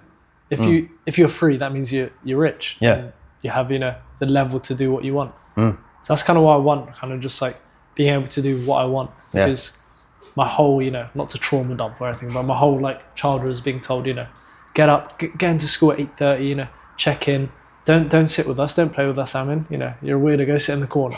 So that's kind of like my thing, if you see what I mean. You make like a joke of that though, but like, how does that make you feel? Like, no, how is that actually? So it never really like, it bothered me a bit when I was younger, but I feel like I kind of sucked it up really. Like, I don't want to chill with them anyways. Because looking at them now, I'm happy I didn't, because especially where I grew up, you know, the council estate, you mentioned that as well. You know, you obviously know the kind of people that go there. I wanted to be, you know, friends with them, but I was lucky I wasn't, because now they're all in prison or like stealing bikes or something. So. Yeah, it's almost, you kind of like a gift that you didn't know you needed of like, oh no, they're going to not be friends with you or bully you or whatever, so you're not friends with them, but you'll thank me later sort of thing. I think,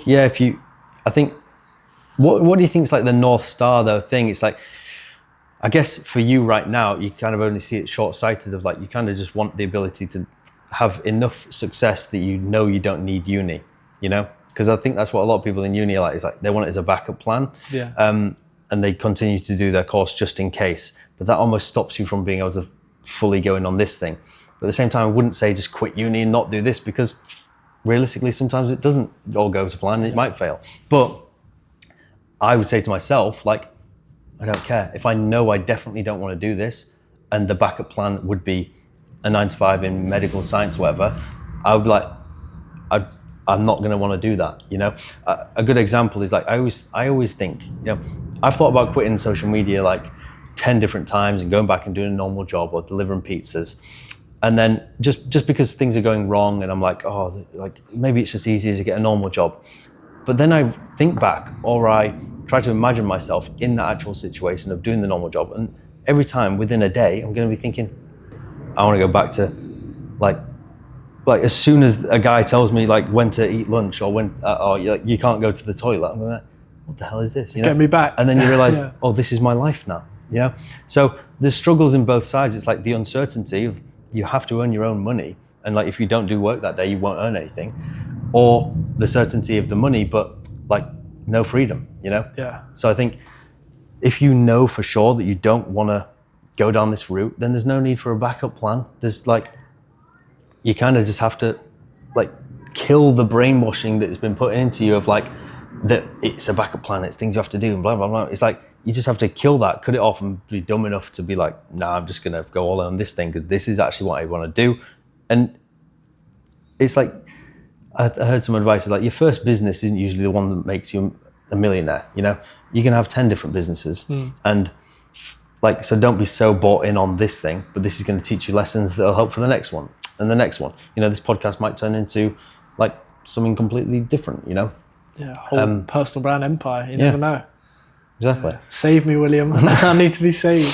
Well, yeah, so like, I think for you with this is, there's more consistency and getting structure behind it and like going more all in on it as you possibly can, you know? Yeah. And like with this sort of stuff though, getting connections, like hopefully I'll be able to get you someone else on this podcast that's even better than me or bigger, you know?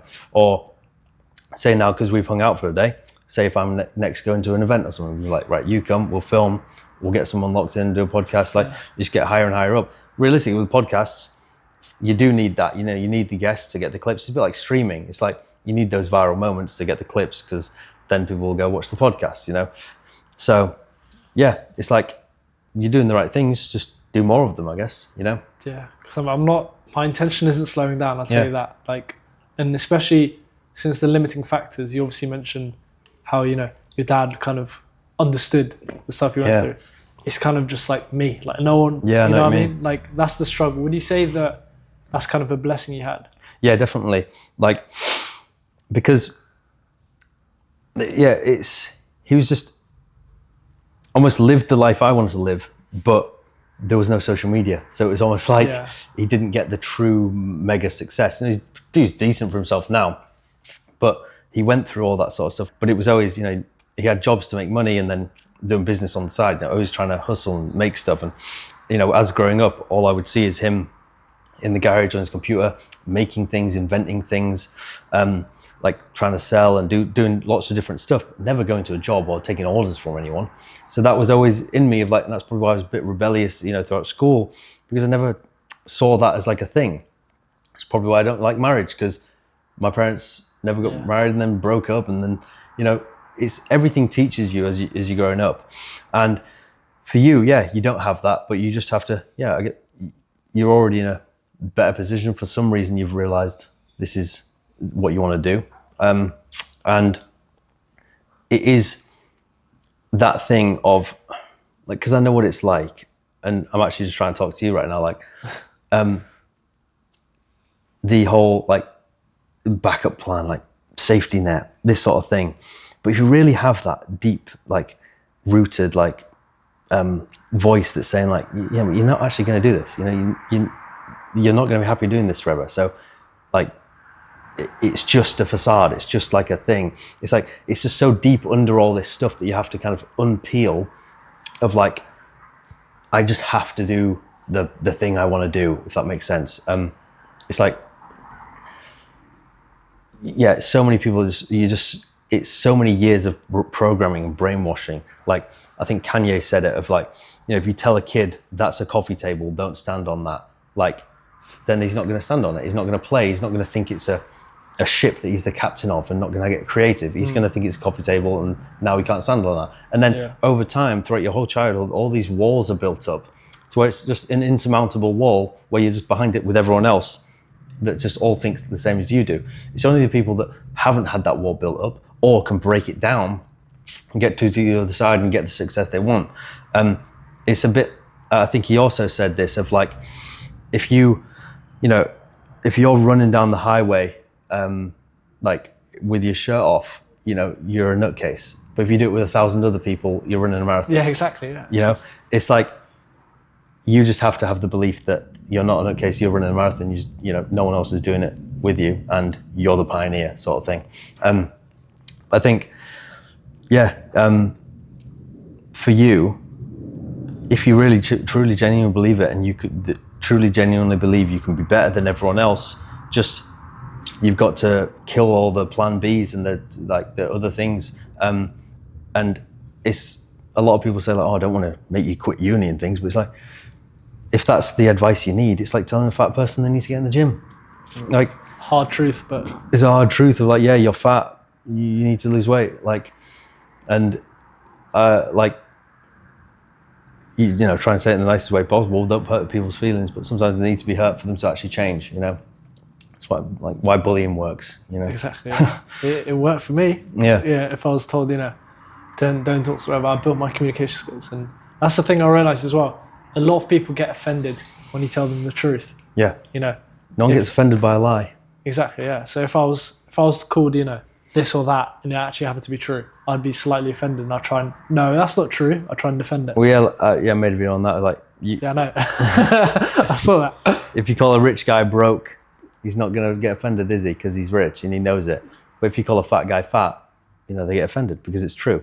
And if you know that that's offended you, and you need to look at why and how to fix it, not get angry and talk all about it and say, you know, get all moody. Go ahead and start fixing it. You know, there's no point in complaining. So, yeah. In terms of your circle as well, like in Yorkshire, because obviously, I don't know, small town, right? Small town, village. Or... Well, where I'm from, it's a tiny little village. I mean, then there's a town next door, and this is a city, but small. In terms of where you are, obviously everyone knows each other, I'm guessing, you know, it's a small kind of community. Was there kind of any people that kind of told you, you know, like, William, what are you doing? You know, that kind of thing? Yeah, I mean... Because this isn't like London, you know. In London, there's, you know, loads of streams, so loads of people could just do what they want. No one bats an eyelid, but, you know, you're in a village, you're in, you know. I mean, it's almost so small that doesn't happen. Like, it's an in-between. If I was doing it throughout school, you know, school, when you integrated with a bunch of people that all have opinions and, you know, different stuff like that, yeah, you get picked on for anything out of the ordinary. But because I started doing it when I left school, and, you know, I didn't really have any friends around me and things, that it wasn't too much of an abnormal thing, just because I had no one there to have any opinions on me. And I was just kind of oblivious. I didn't listen to them. I would realize when I like talk to people, like I talked to this girl one time and she was like, oh yeah, when you posted that first transformation, like 10 of my friends sent it to me, and like laughing. I was like, well, I didn't get a message, so didn't matter to me, you know? Yeah. So they were making fun of it, but I didn't know. It's like, now, yeah, it's hard to like surround yourself with people that you want to be like and be the sum of the 5 friends you want to be like, if there's no one like that near you, you know?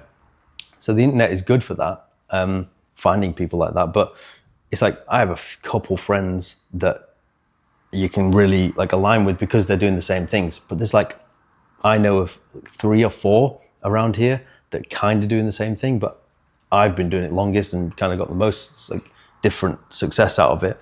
You know, one does TikTok shop, one guy like does video editing, YouTuber type guy. The others do like TikTok lives and stuff. You know, a bunch of people kind of got into TikTok, make a bit of money, but it's not like their full-time thing and they're not getting rich off it, you know? It's like decent. Stepping stone. Yeah. So I guess, yeah, it is hard to find people to surround yourself with what you want to be like, but it is definitely necessary. Because I think some of the best things I've probably learned is from people higher up than me or more successful than I've got, you know, and just copying what they do to get to that point. And then you get more, it's what Chris Williamson talks about, that lonely chapter of where you're not far enough away from your current friends to get your new friends. But yeah, you're not successful enough yet to get these new friends. Do you know what I mean? Yeah, like pulled in between. So you're in this middle part where you're further ahead than your friends who work 9 to 5s because you've got some freedom, but you're not making enough money yet to get into these groups of people that are like rich. So you're in this middle bit where everything kind of sucks and you're just grinding every day and you don't really know when it's going to pay off, and it's lonely, you know? And that was definitely me when I was doing the pizzas. My girl had broken up with me, and my other mates had girlfriends and jobs and normal stuff like that. Yeah. So they would get off work, go to the gym. I was doing my pizzas. I'd already been to the gym. And so then I was just doing it on repeat over and over again. And like the only advice I can give for that sort of portion is just delusional optimism that it's going to work, and forcing yourself and trying to make friends with people at that same position as you, like, and helping other people come up. You know, I would always try and help my friends do the same thing as me, but literally none of them did it for very long, or, you know, I mean, one of my friends, literally, I got him posting, doing all the videos, got one video, got 1 million views, stopped after that one video, just by coincidence. But like, that's how like bad they are at it, of like, some people just can't be helped. He saw the success, just didn't even carry on. I have the same thing. Like, there's this guy, you know, at work, he was, you know, hopefully you don't see this, but he, you know, he saw a podcast, he was like, yeah, this thing really has potential, you know, let me, you know, partner with the editing, whatever. So he was, you know, doing my thing, whatever. And I got him in contact with one of my guests that I had to do thumbnails for him. So that's, you know, he has 40 or 50K on Instagram. So he's doing his thumbnails for him, you know, I go and work. And then all of a sudden he decides this thing's not for me, it's hard. I'm like, you're with the guy, within 1 week, I've got you know, someone who has 50K followers to do his thumbnails, you know, agency guy, whatever. Imagine, you know. Yeah, people think it's not work, you know. People think just because you sit behind a computer or you're making videos or whatever, that it's like, it's easy. It's like, it's harder than your 9 to 5, bro. You know, I promise you. It's like, I've done a 9 to 5. It's just boring ass easy work. You know, this you actually have to think. And I know people hear that and they're like, what? Like, no way. You know, you just type it on a computer. Blah blah blah. It's not even hard. It's like, okay, well then you do it. You know, if it was easy, everyone would do it, but they don't, because it's not. You know, and it's like just understanding that it's going to be more work than you've ever done for less money. You know, for nothing. But that's what's going to get you the result you actually want, you know? It's like, it's backwards to what everything you've actually learned. Like, everything you've learned is do a job, get the money. This is, no, do more work, get no money. And less, spend money. Yeah, literally, spend money.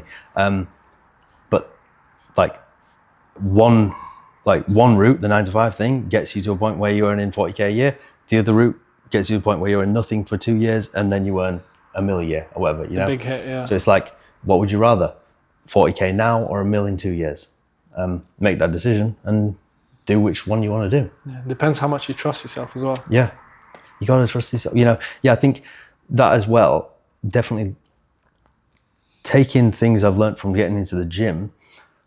Yeah, like the biggest thing you can take from getting people in the gym is learning to trust yourself, because of like dieting and exercise gives you those results and that reward for the amount of effort you put in. So if I go to the gym, I know it's hard, and I work out, you don't get instant reward the next day. If you do the hardest workout in the world, nothing happens the next day. You look the exact same. But if you do that every day for 3 weeks, you'll see success, you know. Do it every day for a year and you'll be a completely different human being. Same with literally everything. I think that's why the gym is such an easy entry point, because it teaches you those things and then you can apply them to the rest of your life, you know. a job doesn't work like that. You could go to work and sit on your phone all day, barely do anything, still get paid the same amount. Same money, like do super hard work, still get paid the same. So it's like, it doesn't teach you that. Same with like school. There's no real reward at the end of it, so it's pointless. You just throw your hat in there. Yeah, and like I'm just almost so glad that I've learned and understood this at a young age, because when I talk to my dad, he's understood it now, but only in the last couple of years from all this like politics and stuff happening. He's only just learned that same thing that I've learned 20 years younger. So I'm just so glad that I've kind of understood this at a young age, and I think that's so vital for people, is just trying to open your mind now rather than wait till you're 40, doing a job you hate with all these responsibilities and understanding that you can't get out, even though now you realize you needed to, you know? It's like, look back and think, well, I should have done it when I was younger. It's like, you are younger, so do it now and open your mind. And I think that's just the hardest thing, is there's not one specific thing you can say to people to actually open their mind, because if they don't want to change, you know, they can't. So it's like, you just got to convince them. They have to experience it, and they have to struggle. So yeah, and they have to see some kind of result, of, you know, understand that it can work, sort of thing. But yeah, you could talk all day, couldn't you, really? I know, yeah. I wish I started this at 18. I wish I started this a couple of years ago, you know. Exactly. That's the biggest regret, you know, starting earlier. I wish I got in the gym earlier. I wish I'd have taken more progress pictures. I wish I'd have documented my whole journey. You know, I'd have way more followers, way more money, way more cool transformation pictures, way more everything. But the best time to plant a tree was 10 years ago. Second best time is now. So, you know, start everything you wanted to do 10 years ago now, and you don't have to be like, you know, people use that as an excuse of like, oh, no, I'm not going to do it now. I've missed the boat. Should have started 10 years ago. It's like, start right now and you're not going to miss another year, you know? And then you'll be sweet. So it's like, yeah. So when I had the idea of podcasts, like, there was lockdown, you know, no one else had a podcast. Not everyone and their nan has a podcast. Yeah. Like, so I could have just said, oh, it's too late. Let me try another business model, another model. But luckily, now that you're in it, you're here for the next thing, you know, the next thing that pops up. Maybe audiobooks pop off, or you can't really even know what will pop off. Exactly. But when the next thing does come, we'll be quick right at the front of it, because we're already in it doing it. If you're just starting from zero, as soon as the next thing pops off, we're already going to be, you know, a couple steps ahead. 3 months ahead, because we're already in it doing it, like got all the systems in place, sort of thing. So it's like that with especially social media and things, like when the new thing people want to learn comes along, offering that as a thing. You know, when everyone started doing fitness coaching, loads of people started fitness coaching as soon as, you know, people started posting their physiques, doing fitness coaching. Now it is somewhat saturated. You can still stand out. You want to like do these things to stand out, but you have to be way better than you did before. Then like personal brand mentorship stuff came about, and I was kind of early to starting doing that. Worked for me. But when the next thing comes, whether it's some AI thing, you can't really guess what it is, but when it does, I'll be there, having done 3 different businesses up to this point, to understand, bang, I can, you know, hit the road running and get on that next thing as soon as possible and capitalize on it. So it's almost a waiting game. It's almost like, you know, it's like investing or trading. I know, yeah. Just buy and hold. You're like Elon Musk, you know, PayPal, and then move on to the next, and move on to the next. Yeah, just like Elon. Yeah. But yeah, should probably end it there. Yeah, William, it's been a pleasure. Yep. Thank you. Appreciate that. Thank you guys for watching. This is the longest episode yet, but the best one yet. So hope you took something out of this, learned a couple lessons, and I'll see you in the next episode. Alhamdulillah. Always, we know Allah, alhamdulillah.